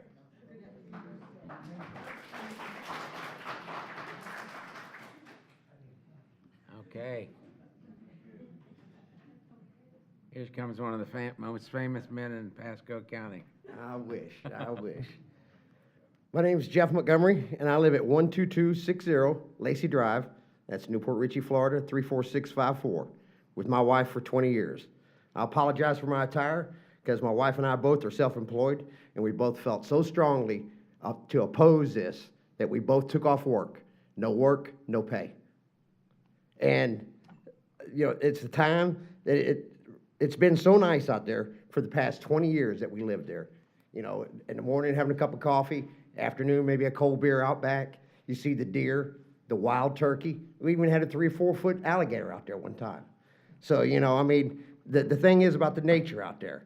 But, you know, now I'll be looking at a concrete wall or a vinyl fence by a retention pond that's adjacent to my property. By the way, where is the weir going to be located on that? Because the way I understand, they're not allowed to dump their water onto my property. Okay, and this is a rural area, not the place for multifamily homes, apartments, or townhomes. Plus, as like what Sam talked about, the extra traffic. You know, you're talking, you know, another 100 cars out there if they get that changed over. But, you know, what's next? Another red light at whose cost? You know, the taxpayers, and that's y'all and us, instead of the developer. So, you know, if all he wants to build is those houses, why is he going to change it to an R3 from an R1? Thank you very much. Thank you, Jeff. Anybody wants the bush hogging done, that's the man to do it right there, I tell you. Okay, anyone else? Okay, anybody? Rebuttal? Okay, we're ready for rebuttal, I guess. Wait, no, there's Yeah, one somebody more else. coming up. There's somebody else. Oh, we got one more. Hello. My name is Lisa Carter, and I reside at 8559 Mobley Way in Newport Richey, Florida, 34654. My thing is, how are we going to do all this infrastructure? It's a well area. I saw 4 well drills this year alone, just this year alone, from my neighbors. One on the corner of Randy and Lacey, my neighbor across the street. She had a well only like 6, 7 weeks ago, and then my neighbor behind me had a well. My neighbors on the right side of me had a well. Where's all the infrastructure going to go? And I love the nature, and I would like to leave it that way. Thank you very much. Okay, thank you. Thank you for coming. Okay, one last ask. Anyone else? We got one more, looks like. Yes, sir, if you could state your name and address. Leonard McFarland. I live at 12200 Lacey Drive, Newport Richey, Florida, 34654. My concern is several. I know you've all heard the same thing before, but the traffic is horrible out there now, and you want to put more out there. As far as the land goes, you bought it as Zone 1. You need to leave it as Zone 1. Wildlife, I have a turtle. She's that big around. Comes across my property. All of her offspring is born back here. Thank you. Thank you very much. Okay.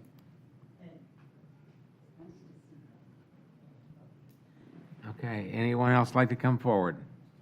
If not, we would like to hear the rebuttal, please. Yes, and this is Alex again. I've taken notes of everyone's concerns and duly noted them. Okay. In regards to the consistency of the site, the current zoning is R1, whereas the future land use is R3.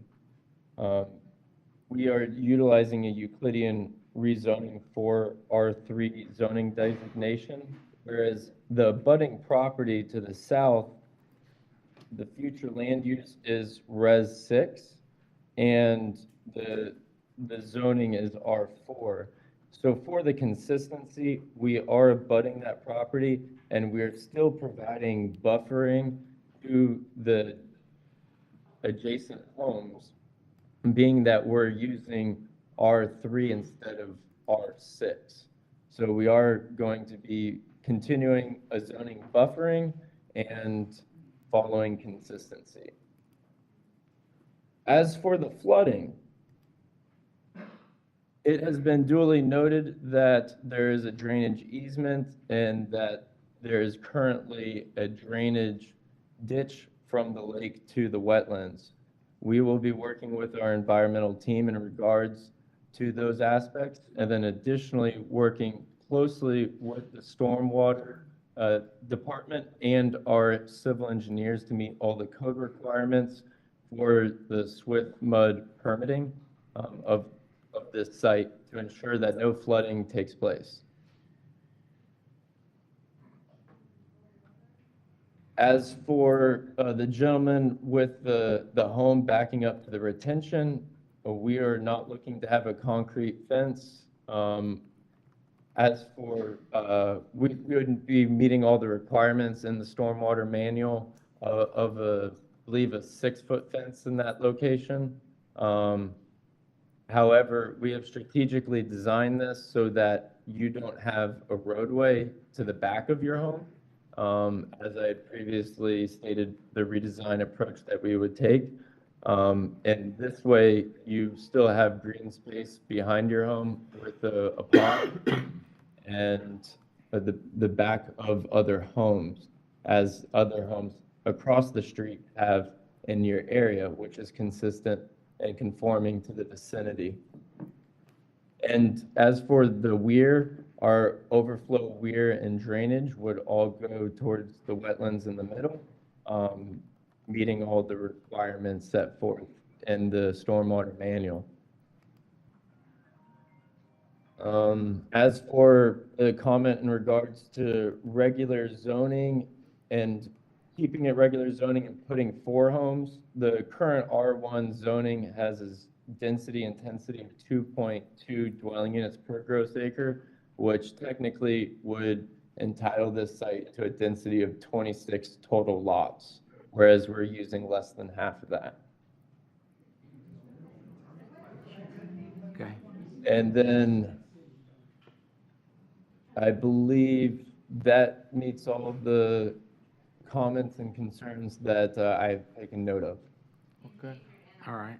I'm going to make a comment to you, and if you're going to come up and make such pronouncements about the density, you might want to read our comprehensive plan and learn that you don't get to count wetlands in the density.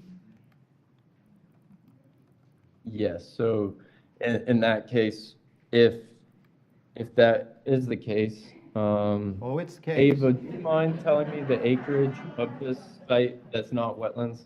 We would be allowed 16 more. So can I ask a follow-up question to that then? So if you're confident you're allowed 16 homes, then why do you need to rezone this? Strictly for the lot sizes. Yes, we initially went through to go the MPUD process to have flexibility. Sir, in our design. my question was, you said you could get 16 homes under the current zoning, correct? That is correct. Then why do you need to rezone it? We don't. We're just looking for flexibility, that's all.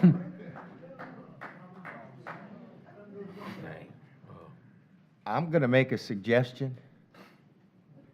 You can either voluntarily withdraw your case, or I can make a motion to deny your case.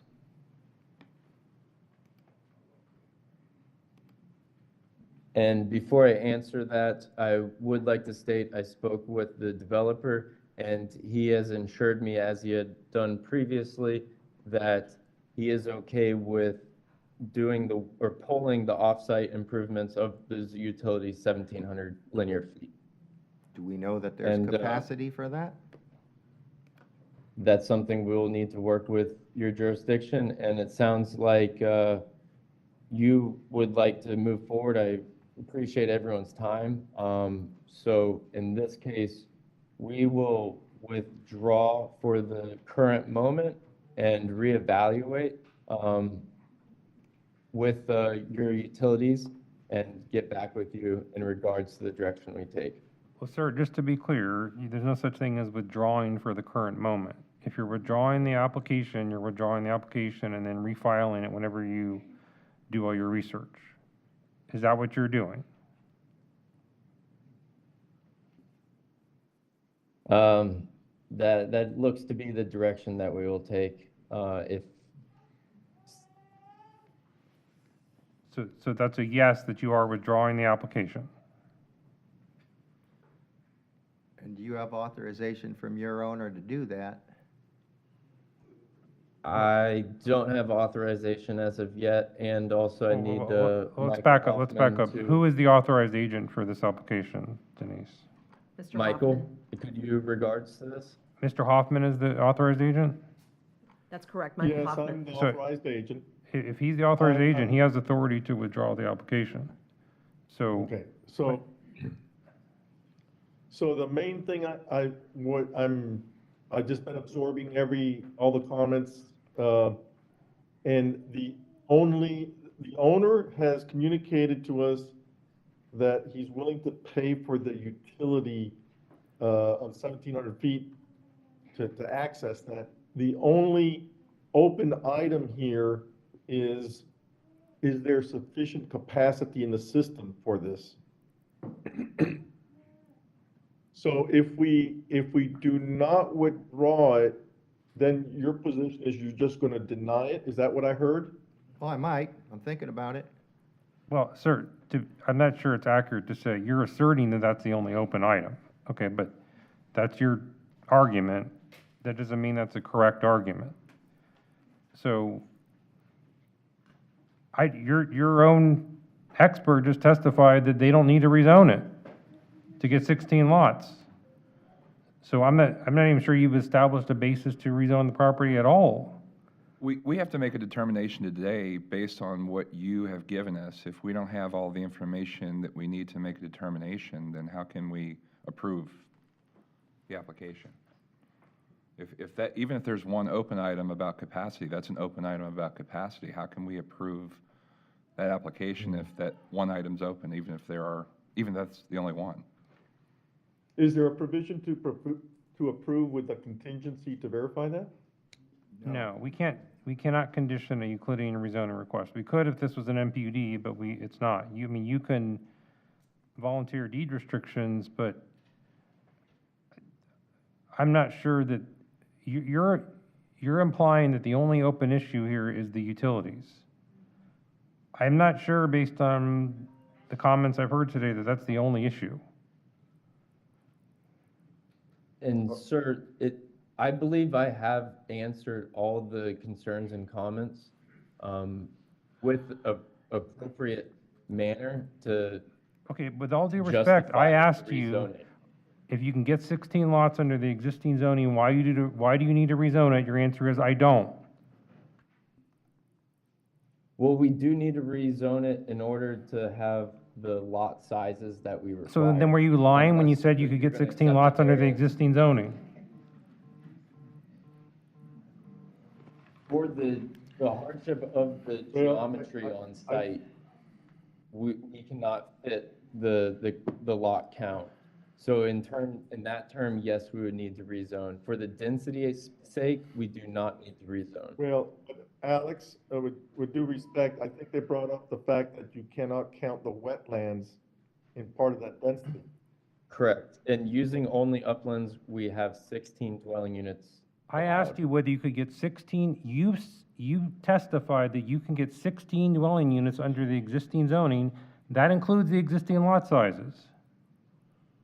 If you're testifying to the planning commission that you can get 16 units under the existing zoning, that's all of the existing zoning. That's not just the density, that's lot sizes, setbacks, that's everything.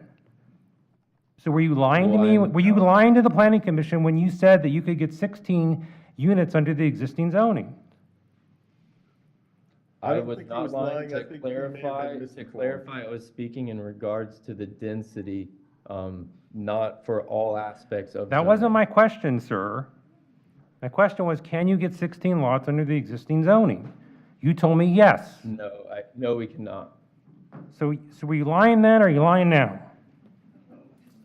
Sir, the word lying is a little strong. I think he learned a few things about what's counted in that, and so I think he's restating his position. I don't think he was purposely lying. You know, you clarifying guys need to go back and you need to reevaluate what your job is as an engineer. Your job is to engineer a solution. Right now, you're attempting to practice land use law, and you're not doing a very good job of it. And it took me a long time. I've been doing this, I'm in my 29th year this year as being licensed as a professional engineer in this state.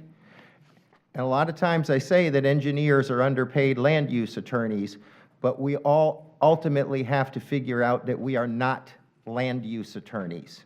My job is one of a technical nature, and so is yours. Leave the land use law to the land use attorneys. And I would tell you that there's a very nice lady sitting in a green dress in the audience out here that could probably give you some advice.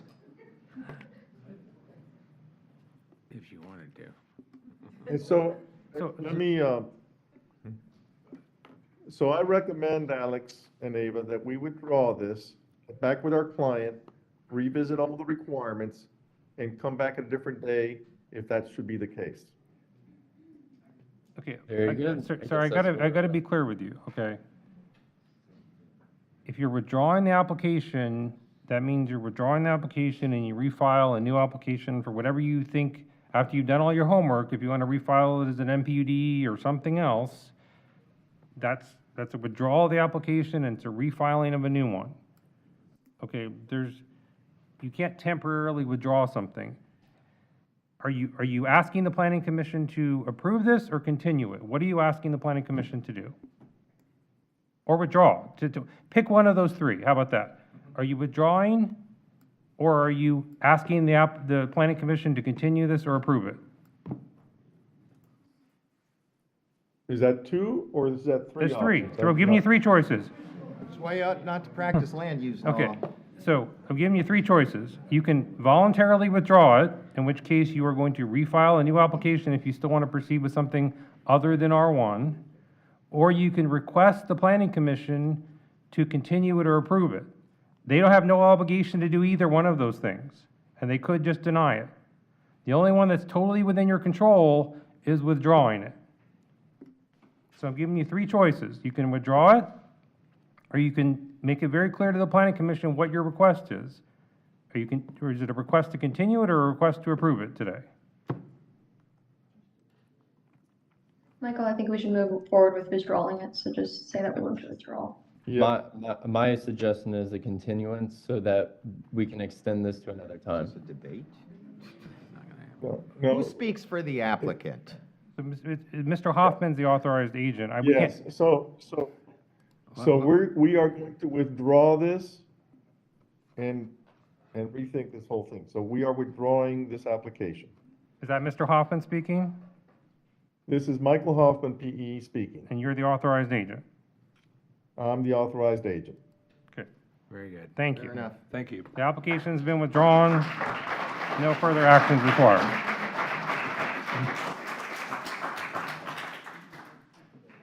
You should have all stood when you were applauding. Okay, well, I think that answers many questions for many of the people here. So if you'd like to stay and hear everybody else's problems, you're welcome to. Or not.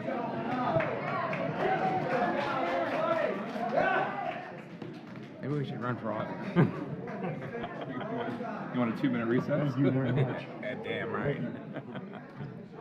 Hey, You can call for it. hit my gavel, we need the 10-minute You need recess. a little recess? Okay. We got a 10-minute recess. Okay. Yeah, well, he didn't call a recess. Thanks for coming.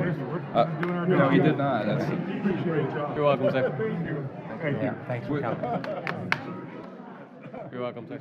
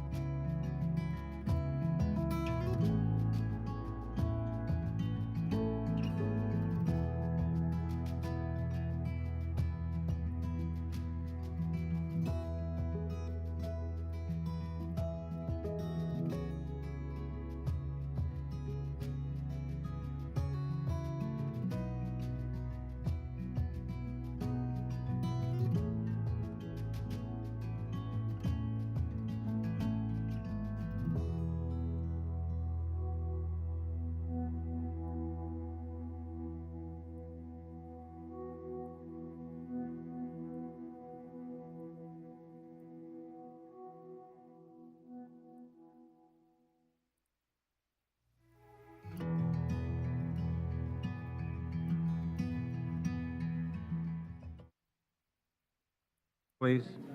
The next item is PC 13, and that is presented by Amy Toll.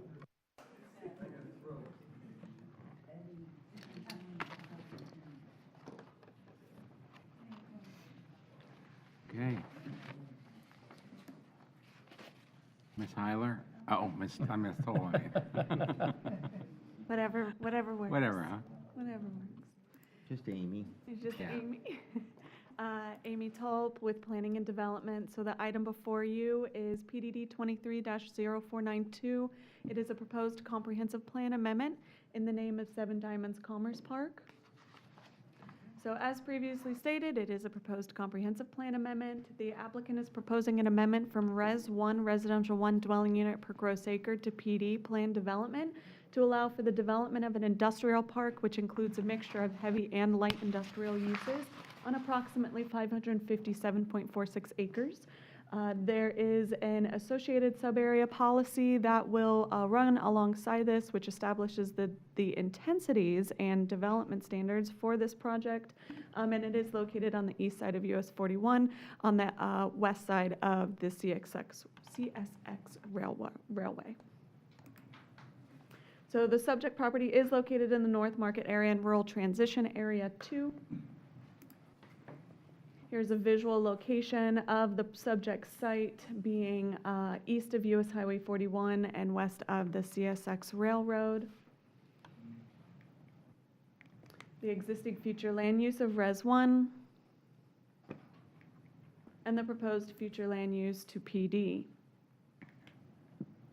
Here's a context map that is provided alongside the applicant's sub-area policy. What you see here is the proposed development with light industrial uses along the outer edges adjacent to the Category 1 wetland and existing residential development, and heavy industrial uses proposed on the interior. This is a context map that also identifies the residential MPUDs adjacent to the subject site. So to the north, you have Pasco Lake Acres MPUD. To the south, Pasco Lake Estates MPUD. And to the west is the Lago Verde MPUD, aka Seven Diamonds Mine. The intent of the applicant's proposal is to expand the mine operations from across the street, or across US Highway 41. The proposed amendment is consistent with the following comprehensive plan policies.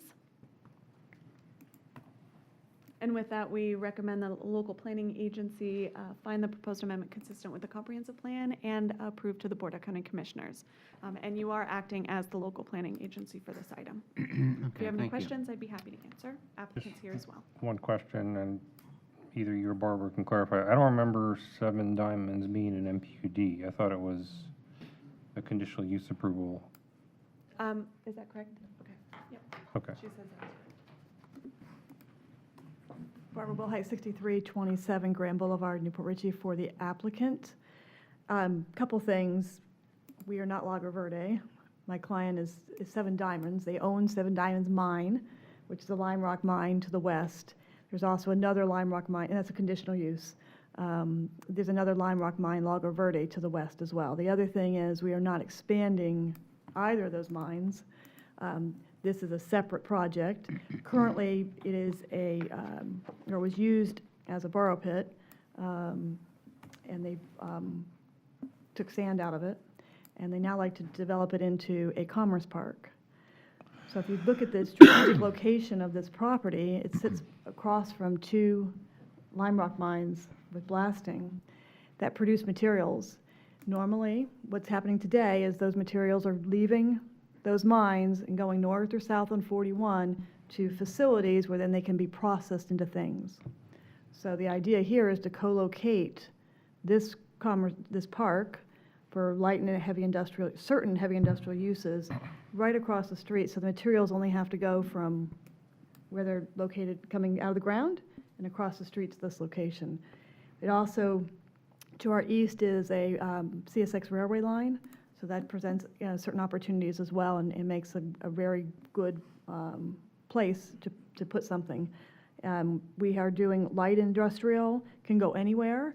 Within the center of the park is where we can have some, in addition to light industrial, some heavy industrial uses. When I read those to you, you'll get the point of why we're saying that here, because they all relate to the materials that are coming out of the ground across the street.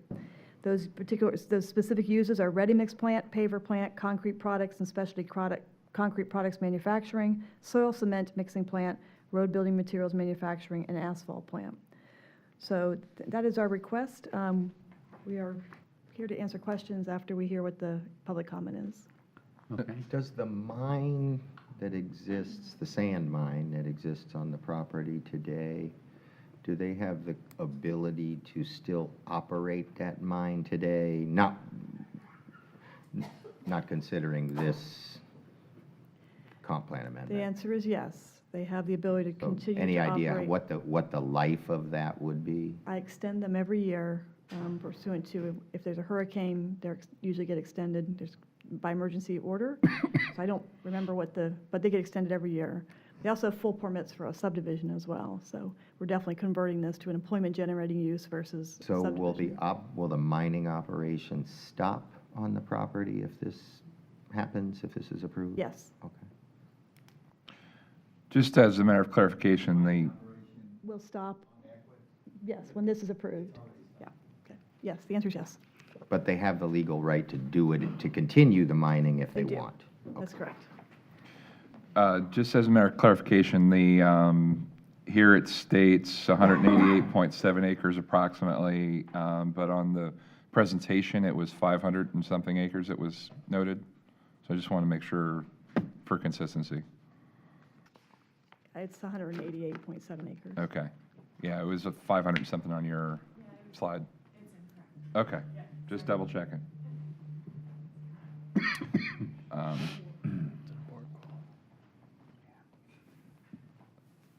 Also regarding, so wastewater as well, there's no capacity, future capacity for wastewater. Is this, has that been addressed? It's going to be served by well and septic, and then whatever fire protection the fire marshal requires. They'll have half-acre lots, right? I could say so much, but I won't.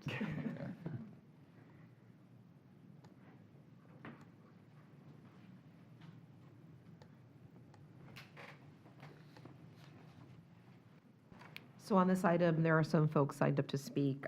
First is Kathy Alvarez. Okay. Yes, will you give us your Kathy name and address, Alvarez, please? and I live at 20324 Somerset Acres Lane in Spring Hill, Florida. Now, my house is not that far from where they want to do this. When I moved up there over 20 years ago, I was told that all this land where they knocked down all these trees and got rid of all this habitat for all these animals was protected. And now I sit outside and all I see is this big empty field, and I hear all these trucks going by. My house has been subject to blasting. It shakes every time they mine. Every home on my road except for 2 is over 20 years old. Who's going to pay for the damage of my house if all of a sudden my well goes down, or my septic goes down, or my house goes down? Who's going to pay? I'm going to have to contact my insurance company and then my rates go up? And what about air quality? I've got serious lung issues. And they want to bring in cement factories and stuff? What about people like me with serious lung issues? They've been out there burning and burning and burning. I can't even go in my backyard because the smoke is so bad. I walk in my house, all I can smell is smoke from out there in the fields. They need to stop and look at people and animals, not just these big old corporations, because we matter too. Thank you very much. All right, thank you. We also have Stephanie Schatzman.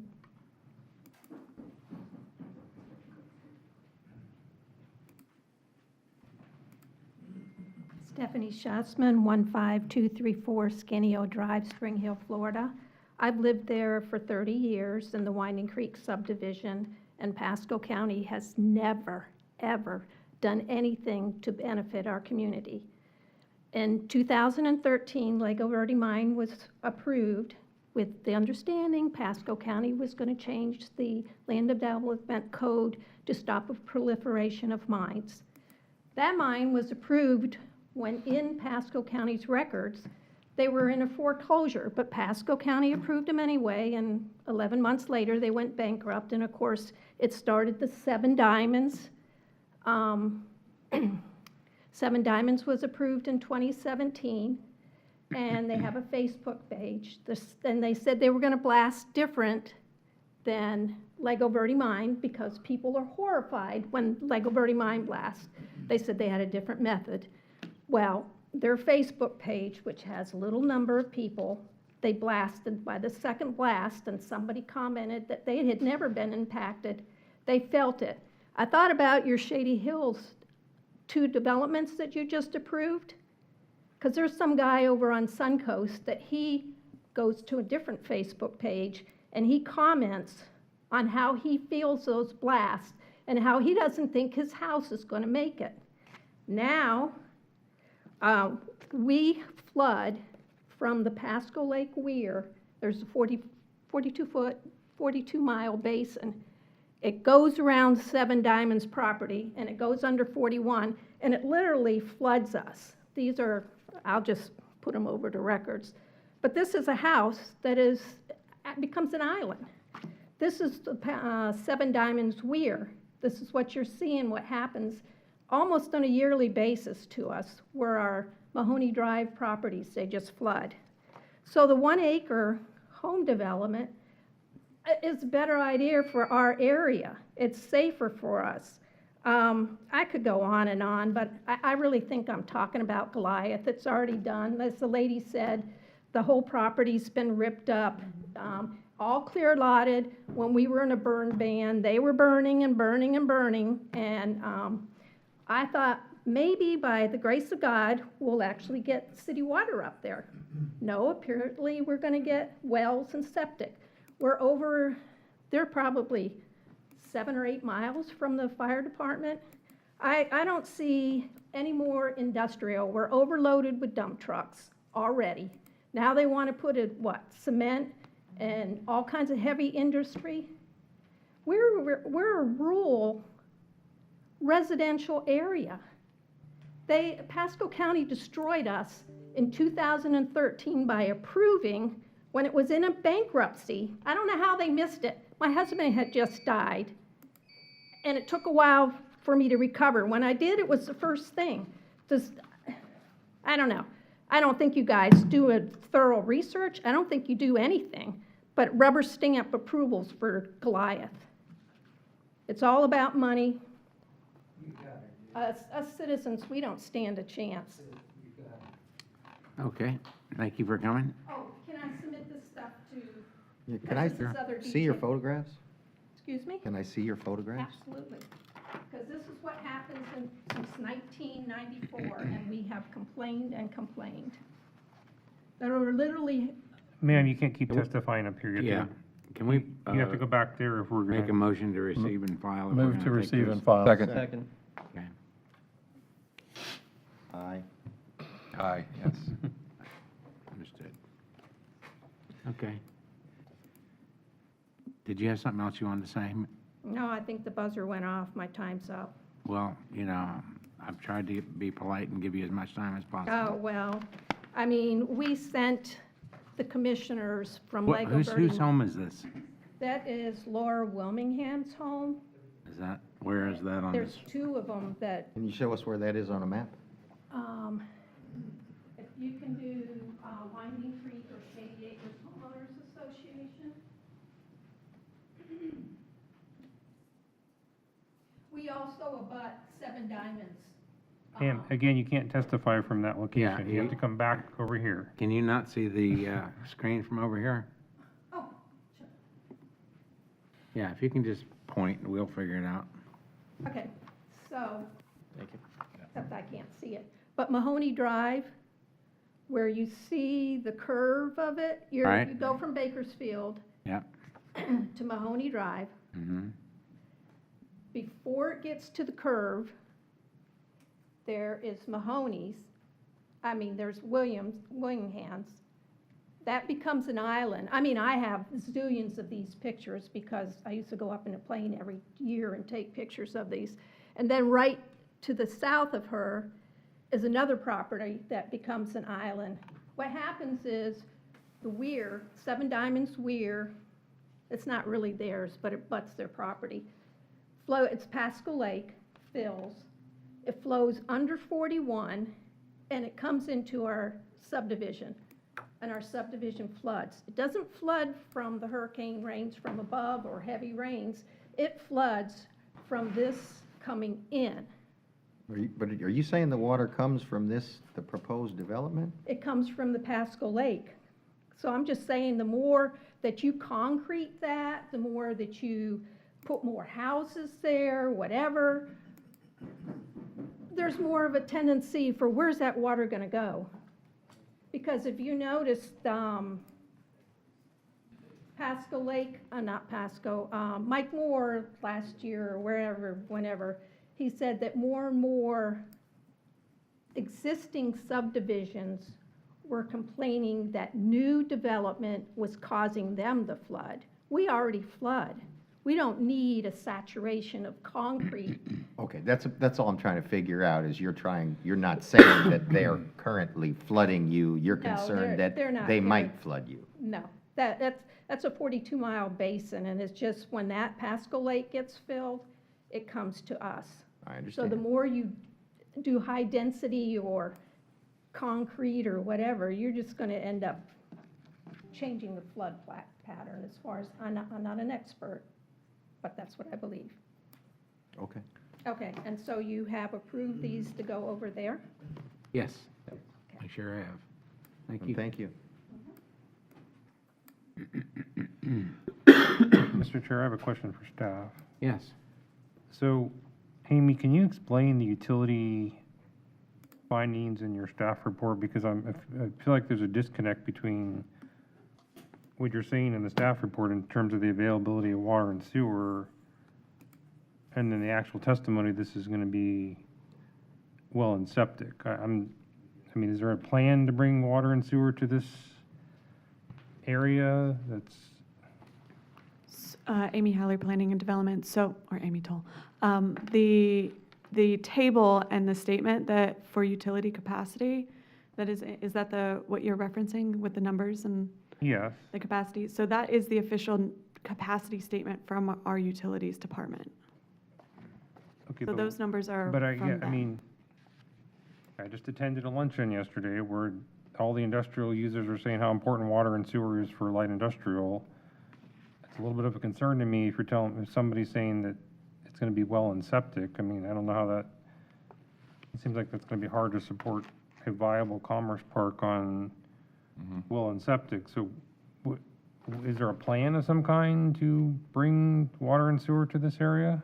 I could verify that. I'm not sure what the utilities department is noting. Right. And that goes back to my question about sewer capacity. Yeah.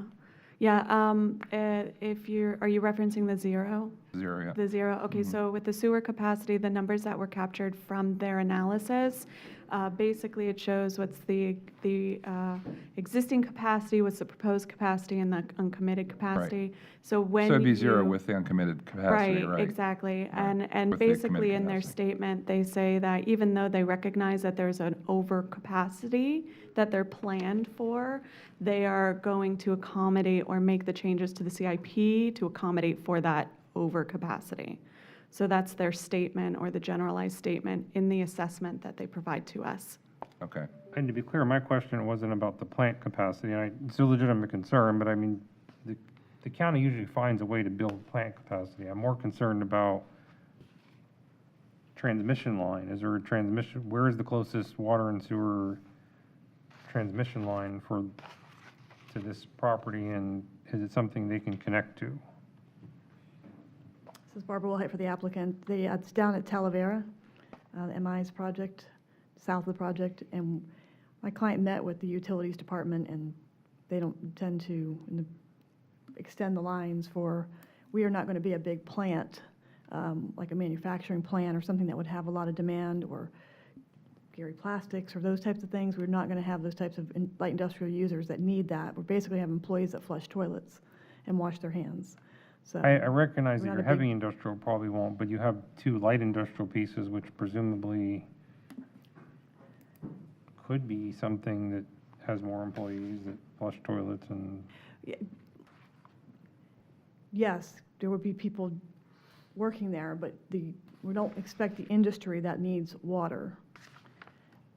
So we don't need water and sewer.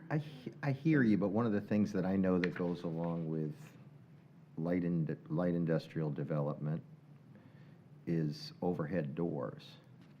And when the health department evaluates the estimated sewage flow for that type of use, they look at the number of overhead doors.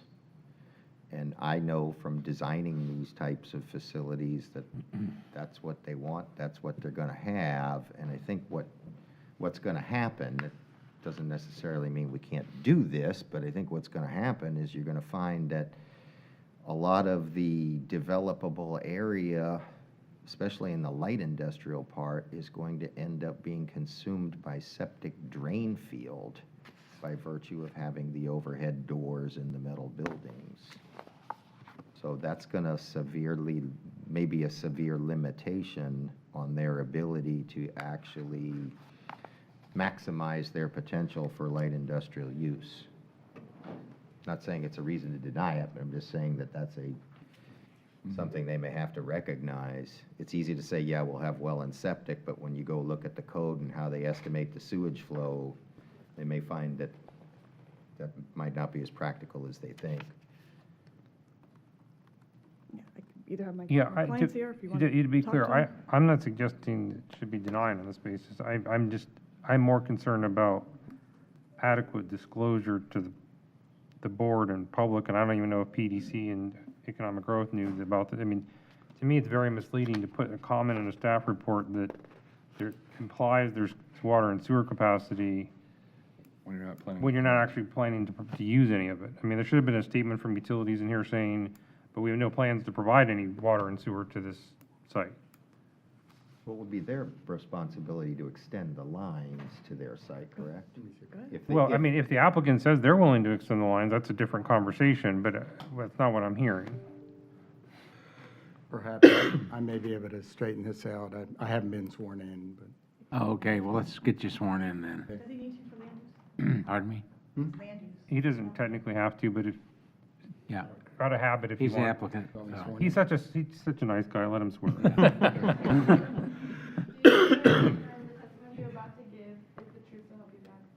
It is, I do. Lou Friedland, 831 James Street in Dunedin, Florida. The concept of what we're doing here is that we own the mine across the street that has significant materials that get delivered to all over the place in Pasco County. One of the things that we've learned is that Pasco County is not thrilled about having heavy industrial, one plant over here and another plant down the street and those kind of things. And owning the property across the street, the delivery of materials, number one, instead of having to take the raw material and deliver it 20 miles to a processing plant versus doing it across the street, will save significant money in transportation and take a lot of trucks off the road. And if you'll look at our application, they wanted us to identify specific type uses that would be on those, and those are related to the supply of the rock mining materials that we're processing across the street.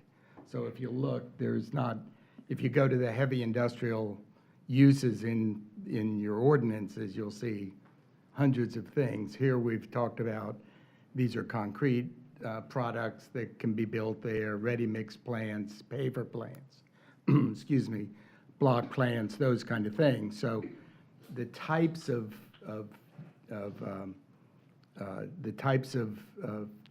products that are going to be in there are going to be 10-acre, 12-acre, 14-acre sites that are going to have a couple of hundred employees throughout the entire site, and they're going to be washing their hands and flushing toilets. And when we went to the utility department, we're about 3.5 miles from the closest water and sewer, and talked to them about it. They said, you don't use enough water to ever, you're going to have to flush out the end of the line every day, and your sewage is going to rot in the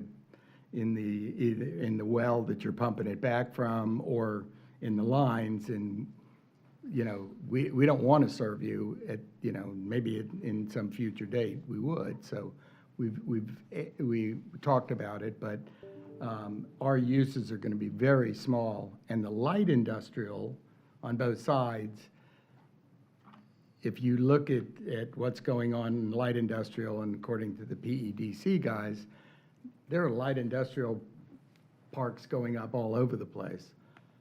Ours are anticipating light industrial uses that support the products that are being manufactured in there. And again, we're not talking about big deliveries.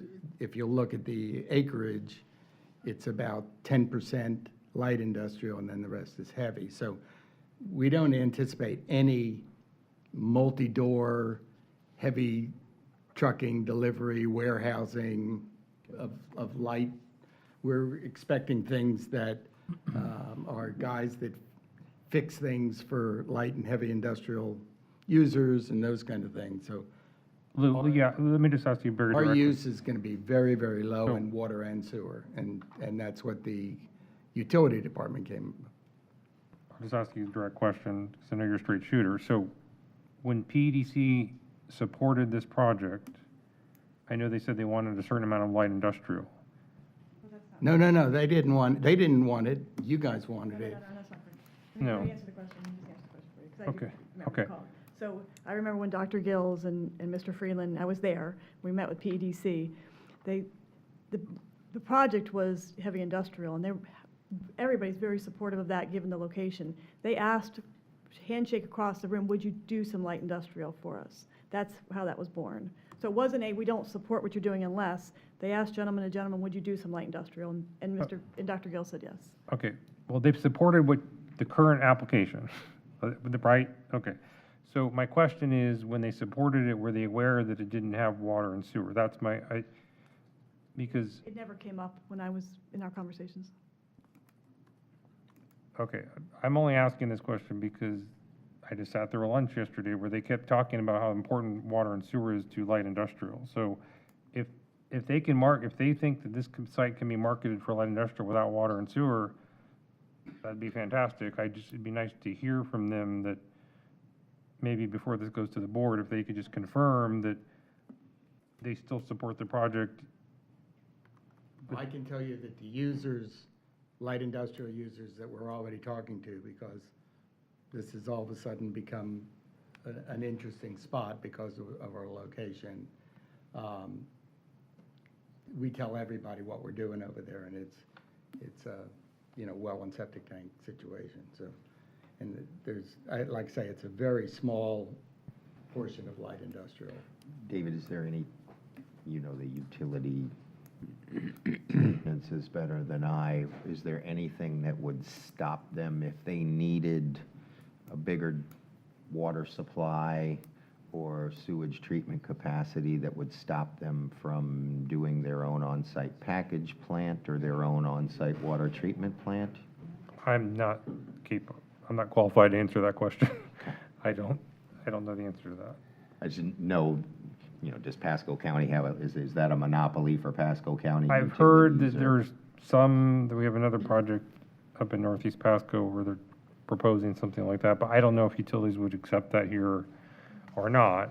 I suppose that if there was a light industrial user that really needed water and sewer, that somebody could pay to extend the lines, but it would not be cheap, but it could be done. I just want to make sure, all I'm asking is because part of the reason I know staff supported this project was because PEDC supported this project. I just want to make sure that, my concern is the disclosure issue, because staff is got a staff write-up making it sound like there's water and sewer. I don't know if PDC knew there wasn't. We'll be glad to go back to them. Okay. So could you say again what some of the intended uses were? You said block production and, There's a list in the, go ahead and read. Sure. Gotta find my piece of paper here. you rattled them off a second ago, but I did. short-term memory.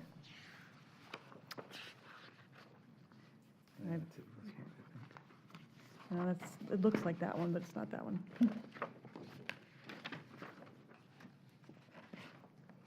I hid it from myself. They're limited to ready mix plant, paver plant, concrete plant. These are the heavy, light's light, but heavy is ready mix plant, paver plant, concrete products, and specialty concrete products manufacturing, soil cement mixing plant, road building materials manufacturing, and asphalt plant. So the concrete, I mean, I know concrete uses a decent amount of water, so do you feel that that's going to be supported by well service on that property, concrete and block? It'll be a separate one. They'll each have a separate well for Understand that non-potable water. the majority of our public water supply, if you're on county water, comes from wells. They're big wells, and there's multiple wells, but that's where it comes from, the vast majority of it. So I don't think there's any technical reason he can't do it, and I'm looking at wanna the make sure there's sand enough mine, it capacity looks like for it. there's water down there, so, I mean, they've got the there's a- ability to there's a get lot the of water. water. I'm not sure And they don't mind that's- using that water for Yeah. manufacturing of the. Okay. Where the bigger issue will come in for them, and I've said, I don't see it as a reason to deny, is the amount of land they'll have to allocate for drain field systems, which is gonna depend on employees' uses. Yes, like I but said, if some of these overhead sites doors, are gonna the be- wells don't occupy much land. Some of these sites are gonna be acreage-type sites. I think they're gonna have plenty of room All of for, them are gonna be acreage. for well and septic tank. We're not looking know, at. We're not talking about a 75 by 100 lot, you know? So, I mean, I don't see that as a problem, really, in water and sewer, based upon this type and size of lots they're doing these buildings I think on. where it may come In fact, into effect is- in my opinion, I think it's gonna consume a lot less water than if you put 200 homes on the property. Oh, yeah. You're right. You know? You're Definitely less absolutely potable right water. about it, where they could potentially run into some, depending if you had a big manufacturing option, thinking of the plastics. Right. Over on Hayes Road, but for the uses they're talking about, I'm not sure that that creates that big of a problem. And that's why we identified the types of uses that we're using, was that. Right. Be sure that they were specific to what our intent. I mean, we have a number of those uses right there in Trinity on 54. Concrete block plants and stuff like that. I mean, you just drive by them every day, you don't even think about it. You know? Yep. Yeah, Paul Materials is over there. And would you be, is it that you're planning to develop a concrete plant, or you'll be selling a parcel of land to somebody to come in to build a We're not gonna concrete? be in the retail concrete. We have lots of good, The reason for my question was to address the lady's comment. She was concerned about air quality, and I wanted to let you know that operations involving cement and concrete require air pollution discharge permits from the Department of Environmental Protection. So it's not that they can just start going out and pumping concrete dust into the air willy-nilly with nobody looking at them. There is a process to make sure that doesn't happen. So we've already made it clear to the applicant that we would be addressing those issues in the MPUD. They're aware of it. We've already had those conversations. So I think when the MPD comes back to you, you'll see some language addressing those protections. I'm aware that the state's going to require it, so that's. yeah, and the new rules on air pollution for those kind of processes have gotten very strict in Florida. Same thing. I understand that the state is going to, hold your feet to the fire when it comes to stormwater discharge issues too. So I'm not concerned that this is going to create some additional flooding impact. Has there been talk about buffering between the neighborhoods to the north and south against the light industrial? Yes, we have, on our MPUD plan, which I think our PD concept plan here is similar. It has the buffering and the setbacks. Gotta see what. Amy, do you have the PD concept plan?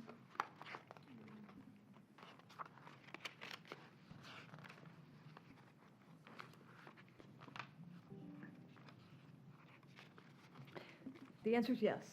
There is specific, we've been very thoughtful about the buffering we did. I can't find the numbers at this moment, but maybe Paul might know, Paul Manuel back there, about buffering and the setbacks from the north and the south. Our south has a wetland on it, so we have Kind of a both built-in a Sudbury buffer. policy that deals with the wetland buffering, and to the north, we have a specific building setback and buffering up there as well. There you go. Thank you. Yes. We have to the north, a 75-foot building setback and a 20-foot type C landscape buffer to the north. Those are, as I recall, exceed code. Those are light industrial, which uses only. And then, both to our north and our south, we have light industrial. Yeah, so it's kind of a buffer in itself to the Correct. heavy industrial in the middle. And we Okay. did, to the east, we did a zero landscape buffer because that's where the CSX railroad is. Mhm. All right, are there any other questions?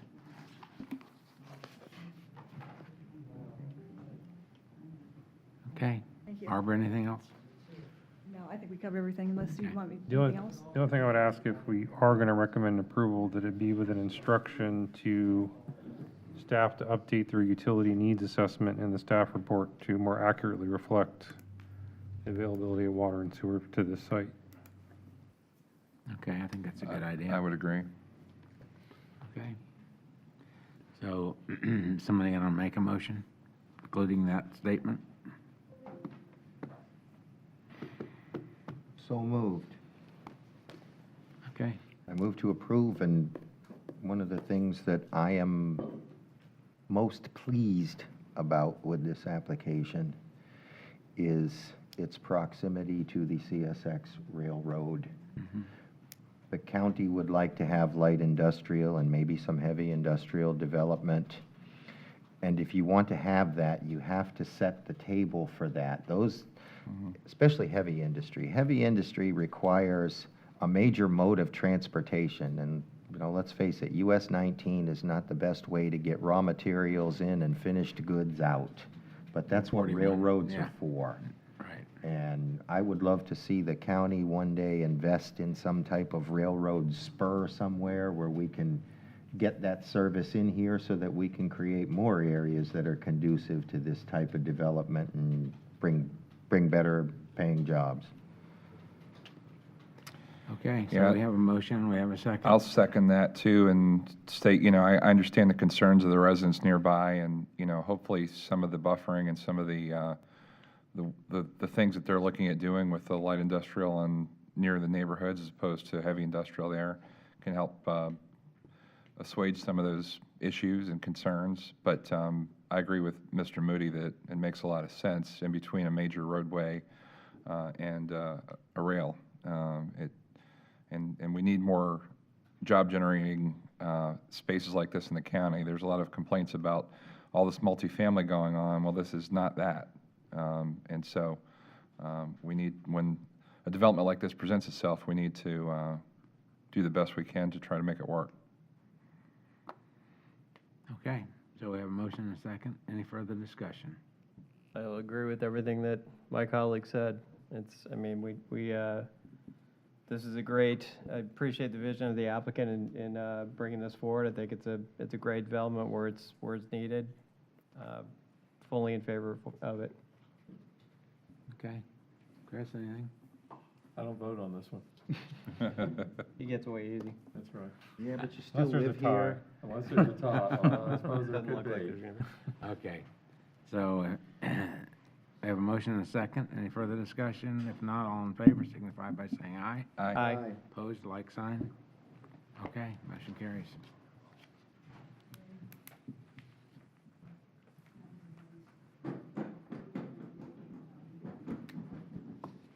Mr. Chair, the next item is P14, and that will be presented by Hyatt Mazzilli.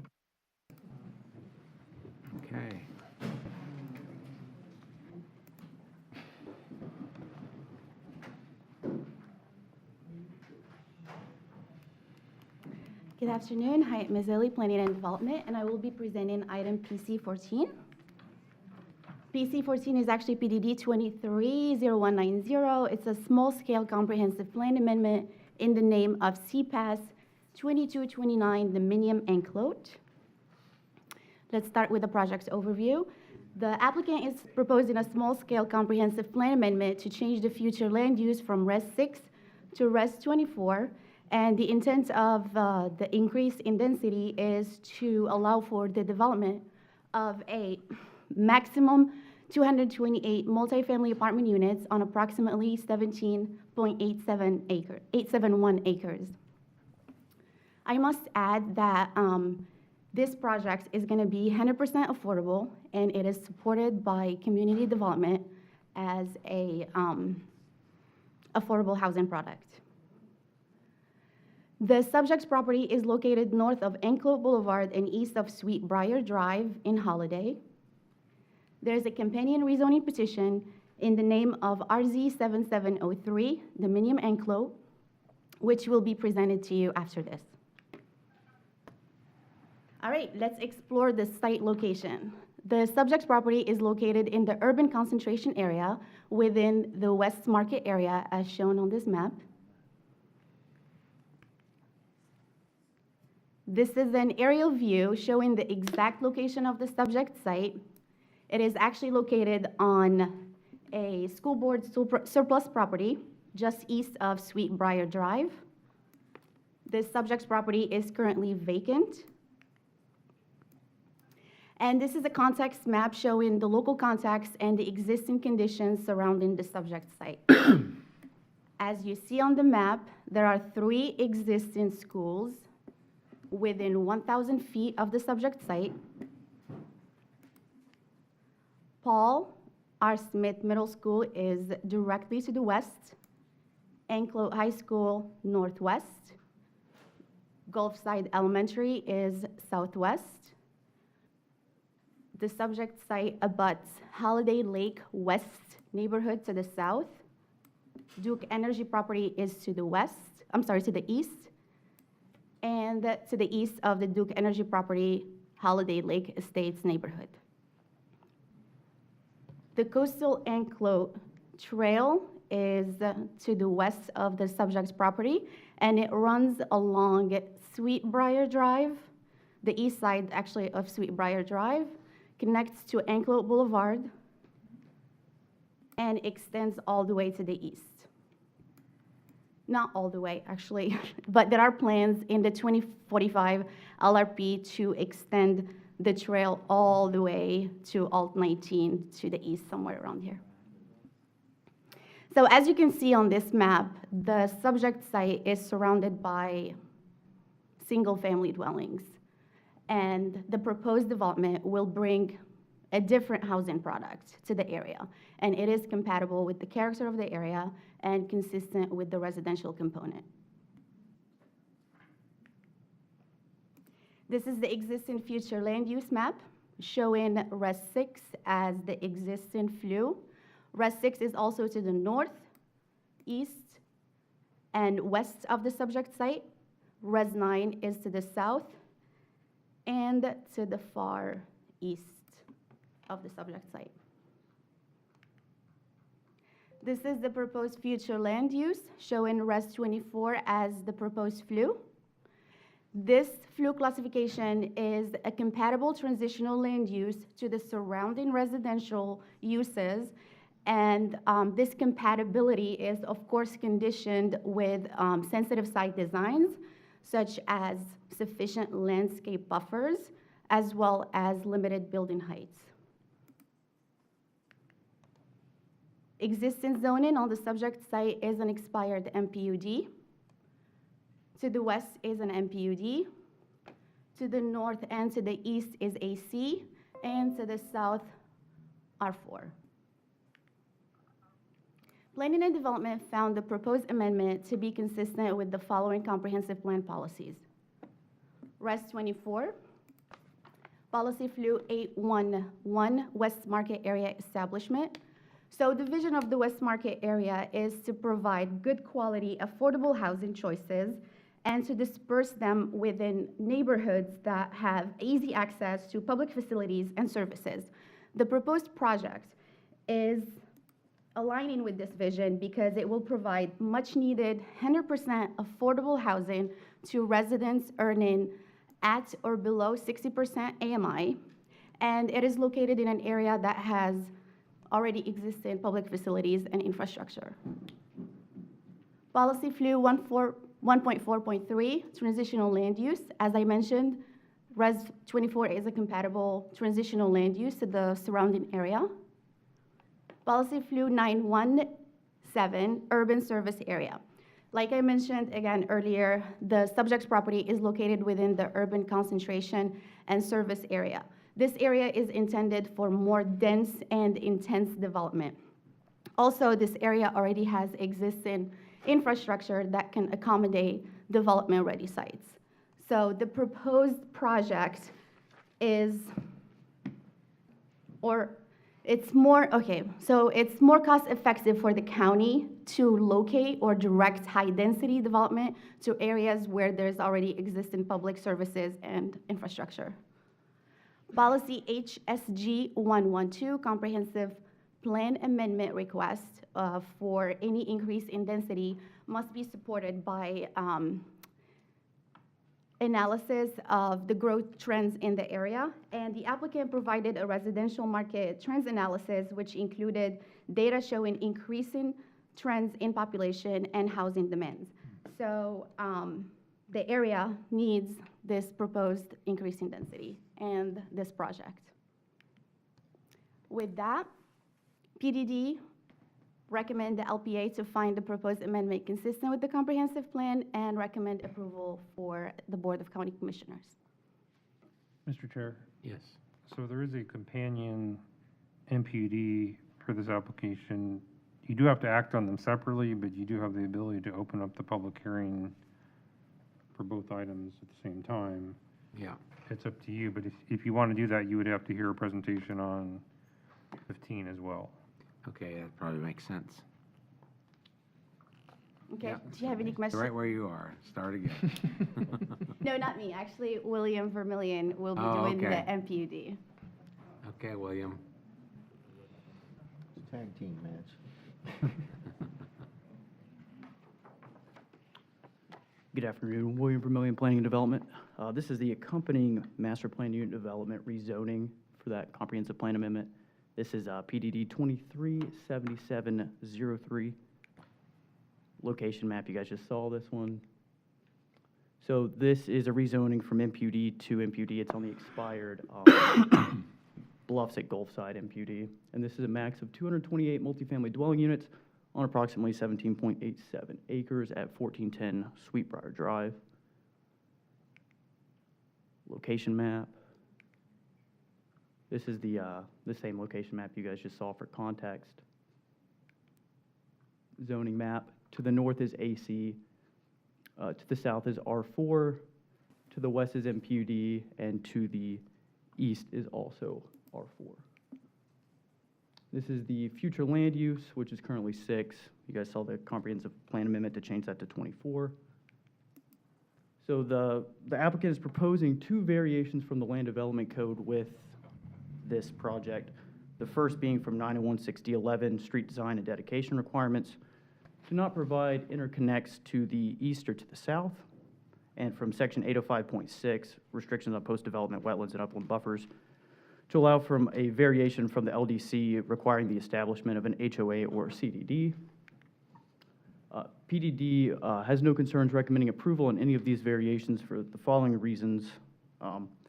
Like you guys saw on the previous map, the Duke Energy property is directly to the east, and there's an existing platted neighborhood to the south.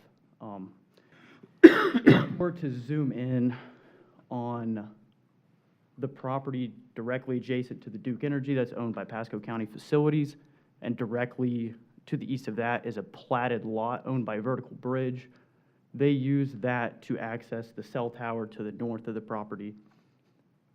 The applicant is exploring at PSP PDP to provide an emergency access connection across the Duke Energy easement and the vertical bridge land, but of course, that's subject to cooperation with Duke.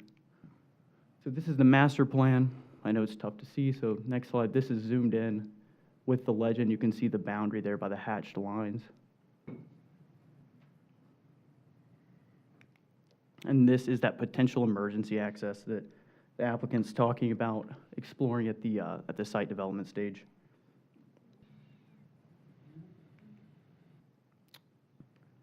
And like Hyatt just said, 100% of these dwelling units will be set aside for residents earning at 60% or below the area median income based on the Tampa metropolitan statistical area. Also, due to its proximity to the coast, they will be paying into the hurricane preparedness and mitigation fees pursuant to LDC section 1103. And they will also comply with LDC section 1103 hurricane hazards. Prior to preliminary site plan, they will be required to submit a site-specific evacuation plan that will be prepared and approved by the Office of Emergency Management. That's found in conditions 33 and 34. And I know that in the past, you guys had some questions about the enforcement mechanism for affordable housing. The enforcement mechanism in this one is in 36A in your conditions. Other than that, if you guys don't have any questions for me. I have one question. William, could you address how the students from this project will get walk to school? Absolutely. So I have that written here. Actually, in condition 15, the applicant is providing an 8-foot multi-use path that is shown at the south portion of the property there with that arrow. And that's going to allow the kids to get to that existing school site, as well as a 5-foot sidewalk on the north, which will take you out to Sweetbriar, which you can cross. There's already a pedestrian crossing there to get to the Anclote Trail. Okay, I thought they were doing the trail on the south side of their driveway. Maybe the applicant can clarify this, but, because that interconnection point you're showing there looks like it goes to a wetland. Pond, yeah. Oh, yeah, south side of the driveway, correct. Okay. Not the south portion of the property, south side of the driveway. Okay, so the south side of the driveway will have an 8-foot trail that connects to the school and the Anclote Trail? It won't connect directly to the Anclote Trail. It will connect to Sweetbriar, where there's already a pedestrian crossing to get to the Anclote Trail. Okay. That answers my question. Okay. I will also say there was some citizens that had reached out that were worried about trees coming down prematurely last week. I and myself went out to check out the property. It was just Duke clearing power lines on their own property. Okay, thank you, William. Thank you Any very much. questions? Okay. I also want to add that for the record, there was a ex parte form with Mr. Williams. Okay, Mr. Williams. Mr. Gadd and I received an update this morning on the project since the school board owns that property. Okay. Barbara Wilhite, 6327 Grand Boulevard, for the applicant. My client is going to do the presentation today.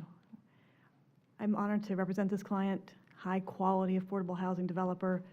She knows it all. They've done it all, and I'm proud to have them here in Pasco County. I've been doing this a very long time, and this is the first project I've got to represent like this that we really need. I set up a meeting with Andrew Fossa in your emergency management department, and he said, Barbara, nobody's ever come to meet with us before. Well, we wanted to get ahead of the evacuation plan, and when I sat in that meeting, Contessa and her staff proposed an evacuation plan, and Mr. Fossa looked at it and goes, nobody's ever proposed one before. And he said, can we use this one as the model for everybody else? So I tell you that story because this is a client who knows what they're doing and is going to get ahead of issues, and you'll see in the presentation that this is something you're going to be proud of as well. Thank you.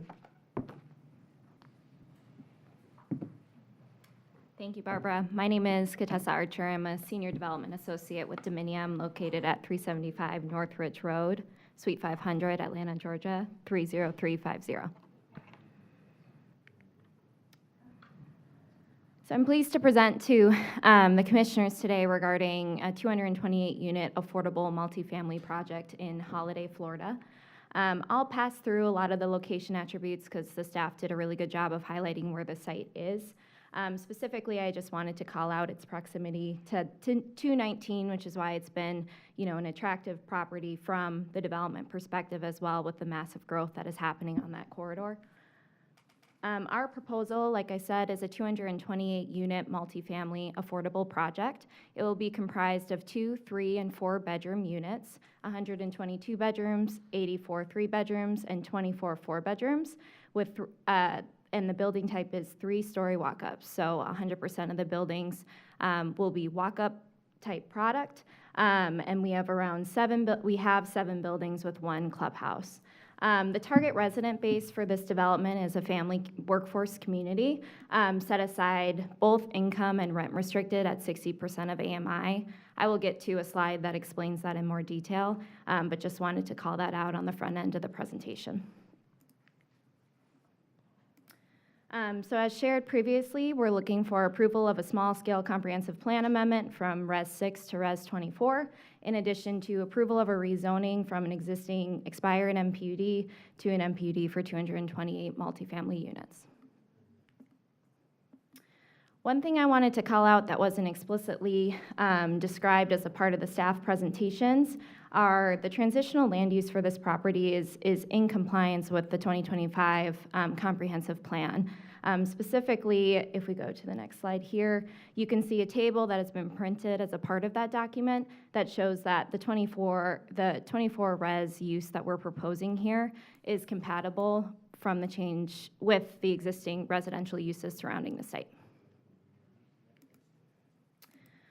So this is the original site plan, and I like to tell a bit of a story with this because we have been discussing and kind of working with the county in addition to neighbors, in addition to the school board on this proposed site plan for around 9 months. We got this site under contract back in August of last year, so you can imagine there's been a lot of thought, a lot of conversations. But I wanted to show the original site plan because from those conversations we have made some pretty considerable changes to the site plan to accommodate both additional landscape buffers on the site and building setbacks to better help with the transitional use from the single-family homes to the multifamily space. Specifically, as you can see on the site in the lower, if I look on Plan South, that building, as we originally proposed, was in compliance with the county's requirements for purposes of setbacks at 15 feet. And after conversations we reached out to neighbors. We received some questions surrounding the project in addition to opposition with the project. And as we received that correspondence, we did hold additional neighborhood, we call them kind of walk-ins. So I made myself available in Newport Richey for residents of the neighbors that are directly abutting our site. I don't know if it's there. Oh, this is nice. We need these. Sorry. These neighbors directly abutting our site here that we invited to come have conversations with us surrounding our project. And some of the feedback, we had 3 residents who ended up attending, and some of the feedback was, can we do better on the setback of the buildings? And so as a result of those conversations and conversations with the county, we were very excited to essentially move that building that originally was 15-foot setback from the existing residential community, which now offers buffers, setbacks of, oh, no, it's not, oh, sorry. There we go. Okay. Which we have varying setbacks on the site now for the buildings. The closest buildings to these residential neighbors is around 30 feet. And these buildings, which originally were proposed at 15 feet, this one specifically, is now over 90 feet away from those residential neighbors behind us, in addition to a 15-foot landscape buffer and 6-foot concrete masonry wall that we will be in charge of building and will be on our property line. So I'm just gonna walk through these quickly. I know I only have a few minutes here. So like I said, it's a 228-unit family project, 2, 3, and 4-bedroom units. We have the 15-foot landscape buffer at the south of the property with the CMU walls. Other feedback that we received that I think this slide really calls out greatly is we went into conversations with the school district after additional feedback from community members and have also proposed entering into an easement with them to extend our property line ends, as you can kind of see where it creates a corner. But that's now going to have an extension of a landscape and the CMU buffer to further protect the last home from the residential neighborhood that formerly abuts our site as well. So we are excited about that change, and I just wanted to call it out on this rendering. So in addition to that, all 3-story buildings are sloping roofs with stucco and stone accents on the exterior. And the top of our roofs reach around 47 feet. However, county interpretation of roofs is different than that, so technically how it will be recorded is less than 47, but to the top of the pitch there, it will be around 47 feet. And then in addition to that, I think the only thing I'll add is the architectural design and aesthetic, and I'm saying this on behalf of my architect, is contemporary with traditional roof bracket elements. And this is a photo of our clubhouse. And within our clubhouse, we have some really high quality amenities. And one thing I like to stress as a part of these conversations is affordable housing should never look like affordable housing. And that's really the way that Dominium approaches our developments. We believe in high quality, we believe in adding value to the existing neighborhoods, and we believe that our projects are a great representation of why this type of housing is incredibly important. And the first interpretation of what that's going to be is how the buildings look. So within all our properties, we're going to have a pool. We'll have a business center for residents, a really nice community room consistent with market rate multifamily projects, playground, grill, pavilion area, a fitness center. There'll be a yoga and cycling studio as well on this project, in addition to really nice green spaces and landscaping on this deal as well. And then I'll just address quickly just a little bit about us. Dominium is an owner and manager of affordable housing, so once we build this project and develop this project, I will also be responsible for managing this project. We own and are mandated by federal law to own properties for at least 10 years, but Dominium's long-term plan is at least 15 years of ownership on these deals, which I think makes us a really unique asset to the community because a lot of the issues that surround multifamily projects has to do with how they're managed, and we can answer to those issues if things come up, which I don't anticipate they will at all. But from an affordability standpoint, like I stated earlier, 100% of the units are set aside at 60% of AMI. The affordability term will be a minimum of 30 years on this project, and that's as a result of receiving a preliminary SHIP allocation and the compliance requirements with that type of funding from the county that the project has preliminarily received.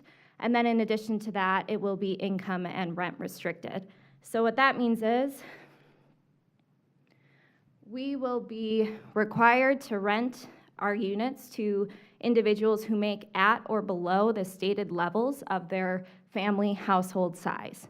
So generally with this project being 2, 3, and 4 bedrooms, we will have incomes of families that range from $41,000 to up to $60,000 and potentially higher than that if for some reason there's a family that qualifies to have potentially 8 residents in their unit. That's very rare with 4 bedrooms, but that would be a possibility on this project. In addition to that, the proposed rents, which I get the most excited about as someone who knows Pasco really well and understands kind of where market rate rents are, will be between $10.61 for a 2-bedroom and then up to $13.79 for a 4-bedroom. And when you look at market rate rents, there we go. That slide's not there. But when you look at market rate rents in Pasco, that's clearly showing that there's about a $600 to $1,000 difference between where our rents are going to be set aside versus where market rate rents are currently being reported in the county. So I'm happy to answer any questions. That's all I had today. I have a question, kind of for Mr. Williams. Is this something that's going to benefit employees like teachers or other employees of the school? I mean, are their salaries such that they'd be able to live here? I would think so. That I would think those would be opportunities for, especially our school-related personnel would I would think would qualify for some of these units. Yeah, so we've looked at that, and they will qualify, especially for administrative staff within the school district and at the county government level. Another piece is obviously if a teacher or some type of administrator is a single income household, oftentimes they'll qualify for these types of units despite them being a sole earner. Their family household size is also inclusive of their staff in addition to their children. I guess what I'm really asking, Chris, was that part of the school district's goal when they sold this property or got it put it under contract to provide some workforce housing?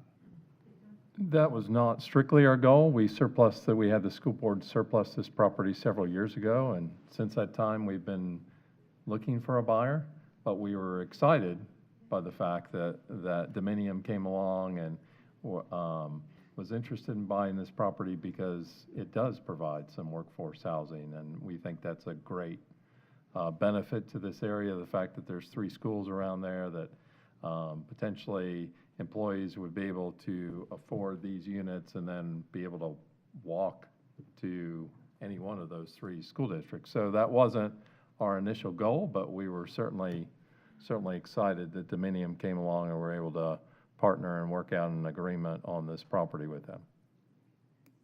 Okay. I do have one more question, but it's for Barbara or Williams, but. Okay, let me ask you a question before you sit. Well, how many of these units will be affordable housing? All of them? All of them, 100% of these units. Because I know it's not required that it be 100%. It's not required. Technically, in order to receive the federal tax credits that will be funding this deal, we have to at least set aside 40% of the units to be affordable, but we elect to do 100% because that's really our bread and butter and where we specialize within the affordability spectrum. So what happens if someone moves up the income ladder? They're the one-person household starting, I don't know what a teacher starts at, but they get in there, they qualify, they make 58 or 59% of the AMI, and they qualify to get the apartment, and then either through their success or perhaps marriage, they have a household with now a higher income. So does the income get reevaluated each time the lease gets renewed, or how's that work? No, so that's a great question. So that would be a detriment to the program because you're not stabilizing housing if we were to move them out as a result of income changes. So the one test that we have to essentially perform on them if their income limits from the initial lease change is that they can't make more than 140% of AMI. Then what happens? And then at 140%, we would give them a year to find, essentially a new place to live.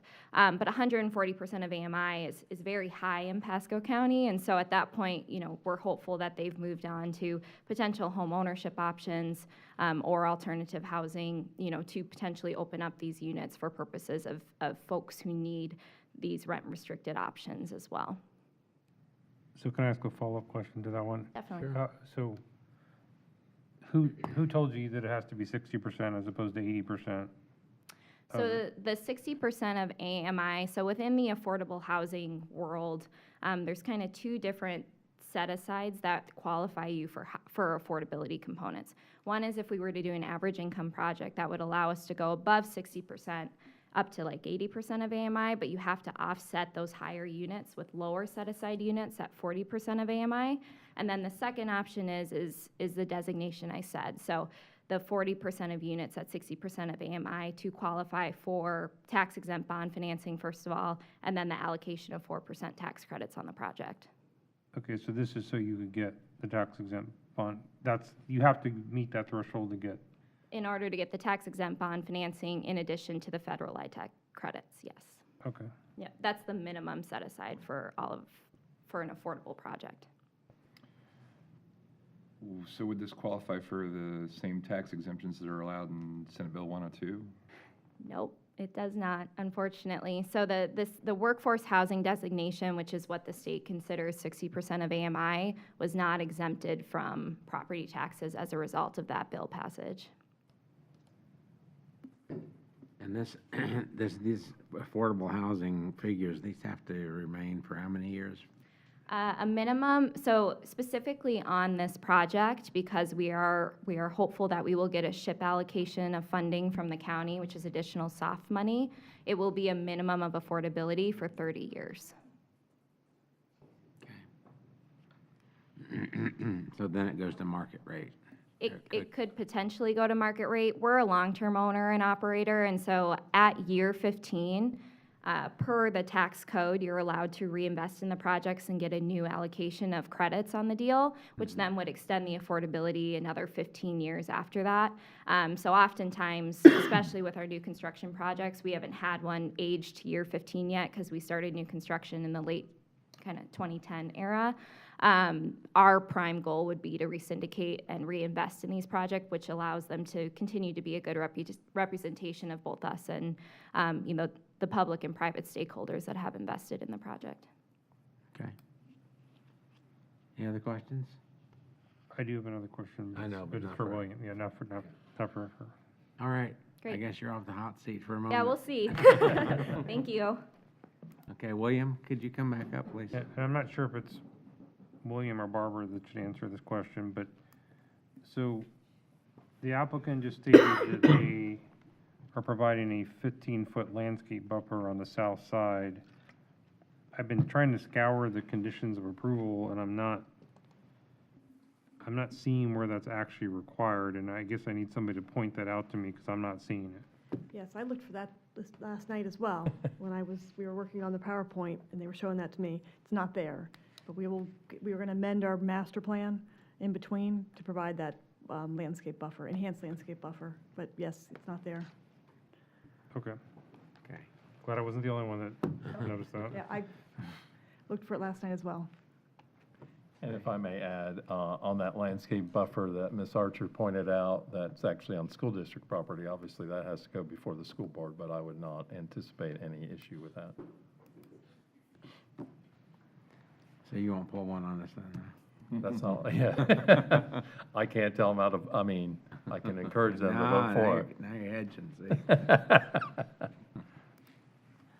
Okay.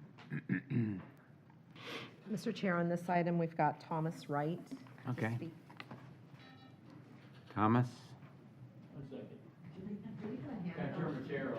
on. Oh, I couldn't see you, couldn't see you right back there. We've got a handheld, we'll bring you.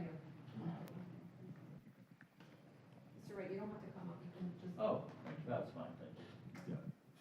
Hello, can you hear me? Yes, we can. Thank you. Welcome, you're I- Mr. Wright, and can you have your name and address, please, Mr. Thomas Wright? Wright, 1338 Greenlee Drive, Holiday, Florida, 34691. Thank you. Okay, first off, I'd like to know is where the entrance is going to be to the project. Okay. And my concerns are traffic. I mean, it's bad where we are now. Getting out of Holiday Lake Estates, we got all the school buses. I can't imagine what it's going to be like with all the traffic. That worries me. And say affordable income sometimes comes with a bad connotation, but it's going to lower our property values. And the only reason I'm saying that is I was talking to a real estate lady who was selling a house. Quite a few homes are being sold in my neighborhood, and I'm concerned about it lowering the value of our homes now. Right now, it's kind of at a premium, and I'm thinking about selling if this goes through. And those are my comments. Sir, can I go back to your first comment? What's the main road that you use to get to your house? I go to Holiday Lakes in 19. Do you use Sweetbriar Road Drive at all? No. The only roads I ever use is I go out Holiday Lakes, Anclote, from Holiday Lakes to Anclote, and then I go Bailey's Bluff to the pier. Okay, well, I can tell you you just look at the site plan, their main access is the Sweetbriar Drive. I can't see the. Yeah, their main access is the Sweetbriar Drive, that's why I asked if that's the road you're using. Okay, because I couldn't see it. I don't know where the main entrance was gonna be. So that's coming in north of the school. Yes. Right. Okay. Yeah, north of Gulfside. Yes. And South of when Anclote it's, High. Well, north of In between the school, middle yeah, and the high between golf. school. Yep. And when, I don't even bother trying to get on the road or leave my house when the schools are letting out. Never mind the new traffic that this is gonna cause, because school buses just don't stop. So there's certain times you can get in and out of the house as it is now, so. Well, evidently, they're not gonna be on any of those roads, so. Yeah, you- well, just Yeah. a concern, that's all. Yeah, absolutely, yeah. All right, Good question. Yep. thank you. Thank you very much. Thanks. Okay, who's next? The next person is Cindy Anderson. Is she in the audience or is she on WebEx? She's supposed to be in the audience. Oh. Cindy Anderson? Sound the halls for Cindy Anderson? Looks like there might be some other folks that didn't sign up that may want to speak Okay. based on seeing a hand raised. All right, is there any, who else is on? Just, I see your hand, I'll get you to you one minute. So who else is on the list? Those were the only two Oh, that was that it. signed up. Okay, so, sir, would you like to speak, both of you? Or either one of you? So if you just come up and give us your name and address, please, thank you. Hi, my name is Daniel Dworkin. I live at 2532 Morning Glory Court in Holiday West, Holly Lakes West. I just wanted to make a point that, like the other gentleman said, there's a lot of traffic already in that area. And when a hurricane comes, it's going to be even worse if, God forbid, a hurricane comes. And if, I just want to ask you guys a question. If your house was right there, on that block over there on Narcissus, which is going to be, the apartments are going to be right behind it, would you want that in your backyard? Well, that's Looking not your out when you backyard, go is into it, your right? backyard and you see all these tall buildings? Is that your backyard? I live not far from there. It's maybe a couple of blocks, and I'll still But it's be not able to your backyard. No, Well, but then, if there's I somebody know here of from people Narcissus that that I wants to hear complain about that that, live then on I'll that entertain yard. that, but. Sir, this is why I asked about the landscape buffer. I mean, it is a legitimate concern, but I think that's why the applicant met with those residents and agreed to the landscape buffer. So that's why I was concerned that I didn't see that landscape buffer out on any of the binding conditions. There's so or- much traffic already with the schools already there, and then the schools are they're always talking about how they're so overcrowded, and now they're gonna bring in more people, and it's gonna be even more crowded. I don't think these schools are overcrowded. Yeah, there's plenty of capacity in these schools. And that's in the report. I mean, it's ridiculous, I'm sorry. Okay. Yes, ma'am, would you like to come up? Just as a curiosity, is there anybody here that lives on Narcissus? Okay, good. My name is Barbara McGinnis. I live at 2637 Narcissus Drive, Holiday, Florida, 34691. This is going to impact me.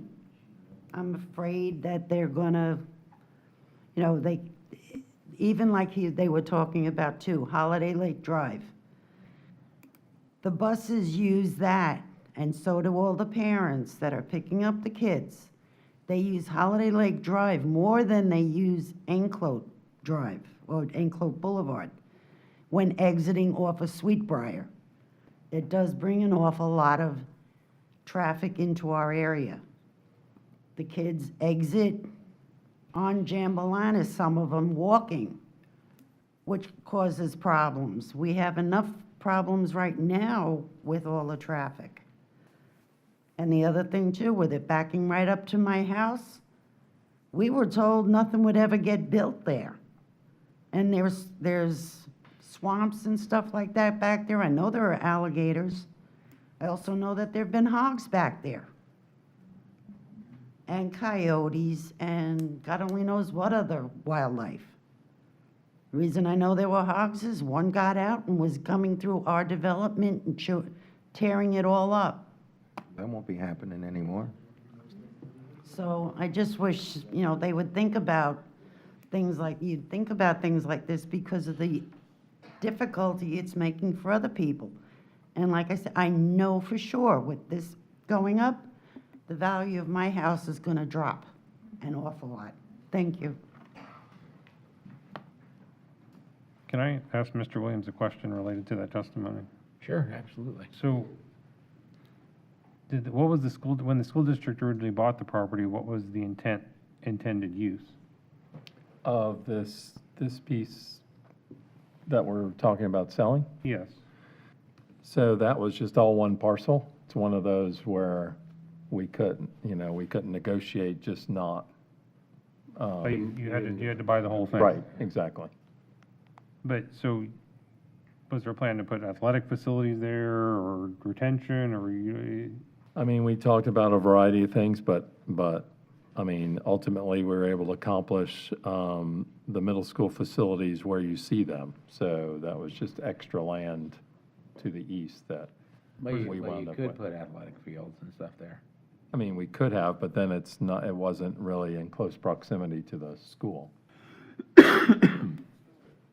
So, was there ever any representation by the school board that it would be kept in its current state? No. Okay.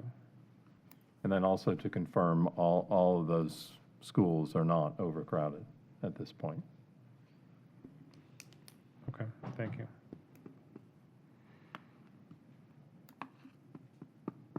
Okay, is there anyone else who wants to speak?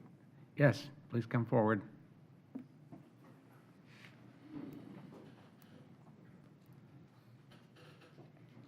If we could have your name and address, please. My name is Linda Jorgen, and I live at 2532 Morning Glory Court, Holiday, Florida, 34691. I've lived in my house for 36 years. We also now are starting to get a lot of crime in our neighborhoods. We don't need any more crime, especially from Section 8 homes, and that's what we're afraid of. It's going to destroy our property value. I'm there too long. I want to stay in my home as long as I can, and I don't want anything to destroy my property. Okay, well, you know this is not Section 8. The lower priced homes, from what I heard, Oh, it that- was Section that- 8, so I'm mistaken then. I didn't, Yeah, well, maybe they'll give you a better explanation of what it really is, because it's a completely different animal than Section 8. it is, all right. Yeah. I misunderstood. No, Everybody's that's. been telling me Section 8. You know what, that's a common misunderstanding, and I hope that they'll give you a better explanation when they come back up. Like I said, I just don't want to have my property I just totally understand that, yeah. hurt by that.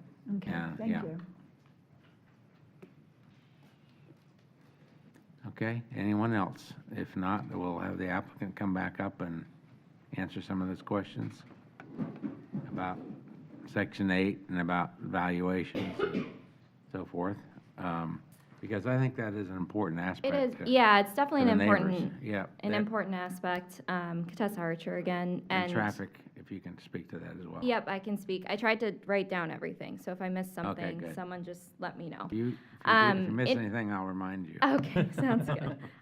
So in regards to the property values, this has been a very common concern of residents and neighboring properties, especially for affordable projects that we run into all the time.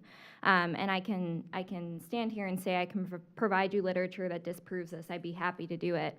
But really what it comes down to in our analysis is the management of these developments and how they're kept up impacts the values. And so one thing that we've made very clear as a part of this presentation, and I think that's just really important to establish from the perspective of property values and then also to your concern on crime, is we are the owner and manager of this. And so we have staff on site for our projects from 7 a.m. to 6 p.m., 6 days a week. Sundays are the only day where there is not staff present. Oftentimes, they're the ones who are really doing an amazing job of making sure that our project is kept up. It's visually appealing to the community. It adds value to the community. We invest millions and millions of dollars to make sure that our representation of affordable housing is a value add rather than a value takeaway for everybody that's in near proximity to our site. And like I said, there has been multiple different, Harvard studies that have done analyses on making sure that affordable deals do not lower property values. We have internal studies, and I'll give you guys my card afterwards and be happy to send it to you. Internal studies that show that those property values do not decrease once the project is built. And then from a crime perspective, just because they can go somewhat hand in hand, it is harder to qualify and live at our projects than it is to rent a market rate apartment. You have to pass a significant criminal background check. You have to certify your income, so you have to be making money in order to live at our projects, which, with the exception of if you have a housing choice voucher, which the county does distribute to especially the disabled community for purposes of having housing. And you have to complete a pretty extensive application to qualify for our housing. And ultimately, when someone or a resident comes in and takes all those steps, their biggest fear is losing their housing. And the moment that they essentially do have a disruption, whether it's themselves, whether it's their guests, whether it's their children, we don't tolerate that as an operator. It's a one-time rule. And so that is a lease violation that we will have the authority to essentially evict them as a result of that. That's not necessarily our preferred option, especially when you have conversations with people, understanding their circumstances, but that is within our power as the landowner. And, I appreciate these folks coming up because, as things do happen, I hand out my card freely because I want to know about it. And we need to address it. And that's our responsibility as the operator. So for those two pieces, it really comes down to the property management. And from a property values perspective for both market rate apartments, you can't really differentiate. It's a multifamily problem, and it comes down to how the property is kept up, similar to how single-family homes would be kept up in nearby commercial and other real estate developments in nearby areas. Traffic concerns, I think, are next. So this site will have traffic. We are adding, 228 homes on this residence. Specifically from our traffic report, and I know that was provided as a part of the submittal documents for purposes of the rezoning and the small comp plan change amendment. We're looking at around 89 trips per day. Now, oftentimes our residents, due to their incomes and the type of housing that they're working, it's a lot of shift work employees, oftentimes outside of, school, whoever else lives here that qualifies, but oftentimes those AM and PM peak hours are not truly representative of our population because they're working at all different types of the day. In addition to that, we have had conversations both with the Emergency Services Department and the neighbors regarding the concern for hurricane evacuation on Anclote Boulevard. And one thing that we've been able to do that Barbara stated that we provided is we require our residents to be not moved out of their units, but they have to leave their units 72 hours in advance of hurricane notifications. And so we try to get them out before the county would necessarily mandate that single-family homeowners get out. So we really don't want to be onerous from that perspective. It's in our best interest to make sure that our residents are safe and try to give that notification as early as possible. And we mandate 72 hours, but we're talking to residents 5 to 7 days in advance of a hurricane, which again, I'd be happy to provide that information. We just had, 4 projects hit essentially by Hurricane Ian, and I was incredibly proud of our property management team and our maintenance teams to safely keep our residents safe throughout those storms. School capacity concerns. I know Chris says there's capacity. According to the county calculations, we'd be looking at 92 students being added here, so I just wanted to add that as a part of the response. And then lastly, we did do a cultural resources assessment on this site. There was no state or federal species identified as a part of that. I believe as a part of our COAs, there's additional commitments from us as the property owner for further approval regarding those, but we have done the preliminary due diligence to confirm that those species were not present when the folks that we employ to do that came out to the site. So I think I covered everything, but happy to answer any other questions. Okay, so do we have other questions? Anybody? Okay, well, we appreciate your presentation, and I think it's important for the neighbors to know what type of project's going in there. These people obviously have to have a substantial job if they're gonna, even if they're gonna earn $40,000. That's a pretty decent job for a single person. It is, and they have to prove 2 times that they can earn 2 times essentially, that the rent payment in order to qualify to live at our projects. All right. So can we, I'd say some of the renderings on this project too, just from a Yeah. visual perspective, are nicer than many of the market rate developments that are in our county. So your attention to detail is well noted as well. That was pretty impressive. well, go ahead, you go ahead first. So with regards to traffic, you're still working on trying to make an interconnect on the east side of the property, correct? So We that are. may potentially, is that going to be more for emergency use, or is that? It's going to be solely for emergency Okay. use, and we're really interested in keeping emergency use out of the neighborhood to our south. So that's why we're trying to work with the property landowners. We're in contact with Vertical Bridge, we're in contact with Duke. We think we can get everyone to the table to get that emergency access done because it's the best option for that area. But we just can't commit to that right now just because those negotiations, in my experience too, have fallen apart at the last minute. But we are actively working with them, and there has been some, positive feedback from all those groups that we can get resolution. And the emergency access will be gated, so Okay. there won't be any access other than Only for opened up emergency vehicles. except for an emergency. Yep. So, so the primary access, the only access is going to be Sweetbriar, correct? That's correct. And 84 trips per day was the study? Yes, both AM and PM. Okay. Chris, does any of the school traffic get onto their access there? Or is it all directly onto Sweetbriar? So all the school traffic does, now people do have opportunity, depending on how they're going, to get onto Holiday Lakes Drive if they're going out to the east to, They're in their own car. yeah, or a bus could go there, but certainly exiting the schools, they exit out on Sweetbriar. Okay, David? Yeah, I have a question. Can you go back to whichever graphic you have that shows the landscape buffer? Yeah, no problem. Sorry, I don't know what happened. There we go.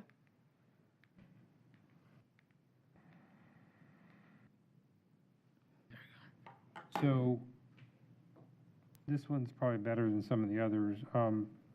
Was the commitment to the residents on Narcissus that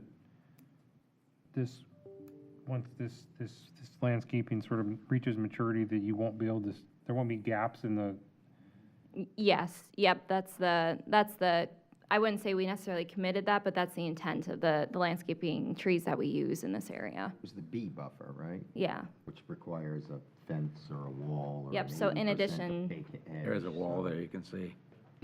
yeah. So, the reason I'm asking this question is because, to Barbara's point about just depicting it on the plan, Right. there might need to be some words to go with that in terms of a condition as to what exact buffer type we're talking about, because if the representation to the residents was it would basically be opaque, they wouldn't be able to see the apartment complex. I think there needs to be, because there's other renderings where I see gaps. That's my concern, is that, I'm not saying this one does, but there's other renderings you were showing where it looked like there were The intent, yeah. visual gaps or shorter vegetation, and so I think there needs to be, I think you can see it on that one, actually. yeah, so I think there needs to be some clarity as to what that landscape buffer is going to be. Okay. Not just in terms of showing on the plan a 15-foot landscape buffer, I think there needs to be a verbal description of what that buffer type needs to be. Okay. We can discuss, we do have a landscaper engaged, so that information is readily available. I just don't know specifically what the species and growth and what that progression looks like, but we can work on a site plan, kind of a site exhibit that can show the mature growth and over time what that looks like as well. Yes, I do think that the residents on Narcissus are probably gonna be the ones most impacted. And so they should have some assurance exactly what's gonna be planted there. Okay. I think the key is that it's the B, if it's the B buffer in the land development code, that requires either a wall, fence, or a hedge that will achieve 80% opacity and 6 feet of height in less than a year. So either way, it's a solid visual screen. Yeah, I'm one way or sure the that other. William and the applicant can figure it out. My point is that Barbara made it sound like they were just gonna draw a line on the plan. I don't think that's enough, so. It's an enhanced buffer detail, and it's got the detail of what they plant and Okay. where it has to be located, and the wall, and Yeah, whole thing. I was unclear because I don't have anything before me. I don't know what I'm, I know, I'm sorry about that, yes. okay. So I just wanna make sure that the neighbors are getting what's been represented to them. We understand. And that it sounds like it's gonna be full opacity at some point. We just need to make sure the words and graphics match that. We'll make sure. Okay. I'll beat them up.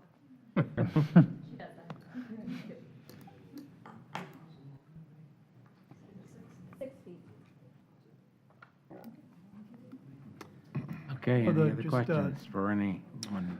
Brad wants to make a comment. Yeah, I just Oh, want to Brad. comment on that. keep You know, Commissioner Moody was speaking about the type B buffer, and that does have trees every 30 feet. And shade trees typically have a canopy of 20 feet.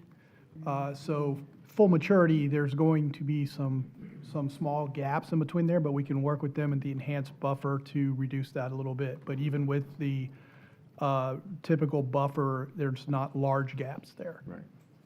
But they still end up with a fence or a wall. Yes, or and the 6-foot, and the hedge, 6-foot right. fence wall, that's there too. This is, the trees kind of get the top part and the wall gets the lower part. We need to crowd out don't need to crowd out the trees. Right. That's a balance that we have to work on, so. We'll work on that with them, though. Okay. All right, anything further? Do you have something, Barbara? No? Thank you. Okay, thank you. So I was just going to comment on, just for the folks out there in the audience and listening, we need workforce affordable housing. It's definitely a need. Everybody's talking about how rents have gone, and it's starting to push out the people in our areas that need to live here and work here. And so I'm totally in support of those kind of projects. And actually, with the new Senate bill that passed, there's possibility of something like this being built on commercial and industrial that we don't even have to approve or don't even have the opportunity to get out here and have our say on it. So the fact that this is coming before and this is a well thought out and well planned development is all the better. The only and so for that I'll say I'm in support of the project. The only thing I will bring up is the issue that's been brought up before. It's really not to the applicant, but more for the BCC to talk about and consider, is the comment that we're getting from first responders, specifically the sheriff's office. So, as we add density, especially high-density projects, it creates an additional strain on our first responders. And, having capacity, infrastructure capacity after the fact is one thing for traffic. That means you have to sit in traffic for a little while. But having infrastructure capacity for first responders after the fact can be much more dire of a result. And so that's, for what it's worth, to go on the record to say that that's still a concern, and that's something that our county needs to continue to look at and address as we approve these other high-density projects. Okay, any other comments from the dais? All right. Well, having Not hearing any. Do we have a motion?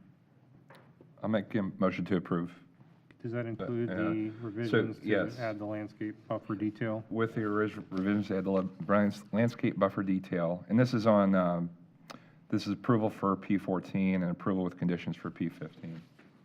Okay, let's do one at a Yeah, we'll time. do one at a time. So make a motion first on 14. Can't 14. give them the input till you get the. Yeah, you have to do 14 first, so let's do that. All right, let's do that.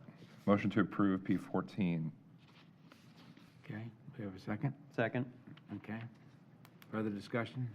I'll just comment, my personal feeling about this is providing a government subsidy for housing didn't make housing affordable. It just provided a subsidy.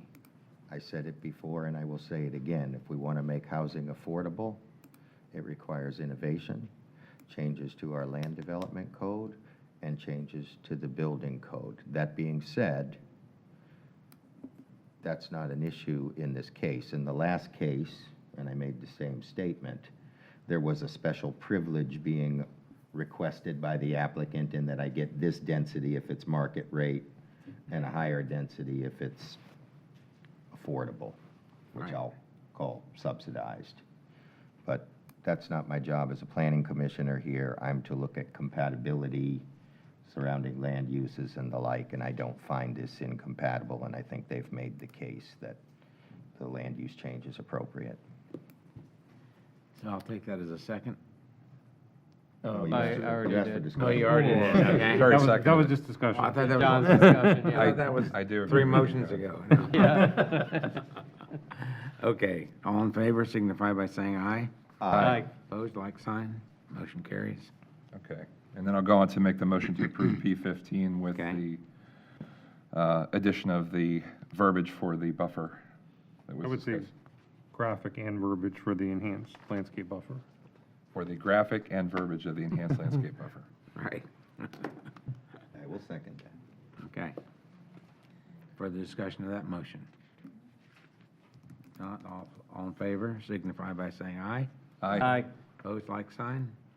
Motion carries. Okay, All right. we're on to number whatever it is. I think that. I think we're done. I think we're done. We're done? I guess that's a You good wanted number. more? That's the right number. Yeah, I do. I would like more of these. We're We done can, before 5:30. You That's can find a another beefsteak. application for you, Chuck. That's right. I just need these beef sticks. That's why you want to stay. That's right. For the clerk's record, motion to adjourn. Oh, second. All in favor? Aye. Okay.